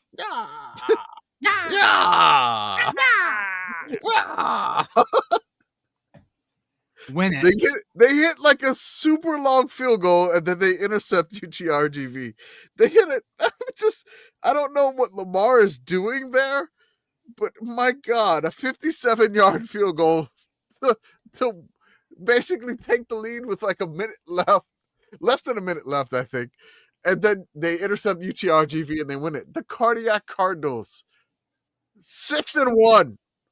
Dartmouth beats Fordham 30-13. In the Battle of the Nels, Bucknell at Cornell. Cornell wins Hell's Nels 30-20. We have a 7-0 Blue Hose at Presby. Presby 42, Stetson 7. Commish, I have bad news for you though, because if both Presby and Drake win out, it's going to have to, because they don't play each other, there's a chance Presby can win and not get the auto bid. Man, I mean, I don't know. I feel like, this isn't the first time I've heard of like a showdown between another entity and Drake. So we'll see how that goes. Maybe they can settle it a different way other than on the football field. Presby's going to get a Super Bowl halftime show. Yeah. Western Carolina beats Citadel. In the battle of 1 in 5 teams where both teams did not win an FCS game, LIU beats Bobby Moe 17-7. But we have 2 longest punts of the week, Commish. Yeah, this is the first time it's ever happened since I started giving out these awards in like 2 years. We have 2 longest punts of the week tied at 78 yards. Nice. For both punts. So I only bought 1 trophy per week. And so I posted in the Patreon. I was like, hey, which one gets and then I was like, can we get a Sawzall and like saw it in half vertically and send them like each King a half Solomon? of it? Solomon this shit, yeah. I ordered a second trophy. I was just like, whatever, I done it. So shout out to the kicker/punter, Jason Jenkins of Bobby Moe, 78-yarder. Also tied with Arkansas Pine Bluff, Zach Weeder, who had a 78-yarder also. Which is, both of these punts were great. They're phenomenal. And we were like, let's debate who gets the trophy. I was like, and then after that, I was like, nah, they both getting the trophy. I'm sending them to both. As long as Arkansas Pine Bluff doesn't think I'm like fishing. Say, hey man, can I get your address to send your punter a trophy? Southern Utah 31, Abilene Christian 24. Big upset there. UAC may only get 1 team in the playoff now. Monmouth rolls at Stony Brook 49-21. They played defense. Monmouth played defense, baby. They forced turnovers. They forced 4 turnovers. They had a pick 6. They almost had a thick 6. But like the guy got undercut on the sideline, and I was like, if he could have avoided that undercut on the sideline, this man, it would have been one of the thickest 6s. It possibly would have been a Heisman Award. Thickest 6s. The thickest. I can't even do it right. Good news from Northern Michigan. They have won a game for the first time since 2022. One in a row. And on top of the dub, 538 rushing yards, a new program record. This ends a 28-game losing streak. Arthur, 202. Yeah, so we are 122 minutes into recording this podcast episode. And that number is significant because 122 minutes is the amount of game time since Wisconsin last scored. So think about how long you've been listening to this podcast, and then think about that with all of the various stoppages in play that happen. Also, like all of the time during the week between games that happens. And think about then how long that makes it for Wisconsin, that they have not scored a single point. Their last score was a field goal in the Michigan game. They did get one with a little more than 2 minutes to go in the game. So that's stopping the streak from being as long as it could be. But yeah, things are not going great. And Wisconsin, on the rest of their schedule, they don't play any team with a record currently worse than 5-2. So there's a bunch of Big Ten teams tied at 0-4. Wisconsin is one of those teams, but they do not get to play any of the others. They are only playing the really good Big Ten teams. Fantastic. And to wrap up our episode, our teams who are bowl eligible, since we haven't covered them all, I'm going to list them all here.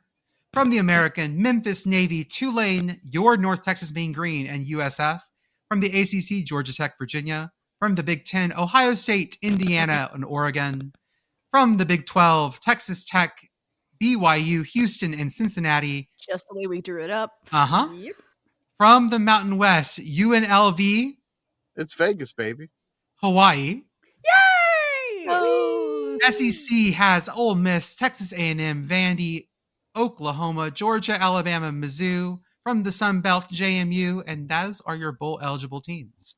We have covered so much in week 9, folks. Thank you for listening. We will be back here with your this is week 8. No. Yes, week 8. Yes. Yeah, this is week 8. We will be back with you on Thursday for your week 9 preview. We will see you then. The Blue Hose. The Blue Hose. They're going to get in the playoff at 12-0. 12-0. Hose. Oh.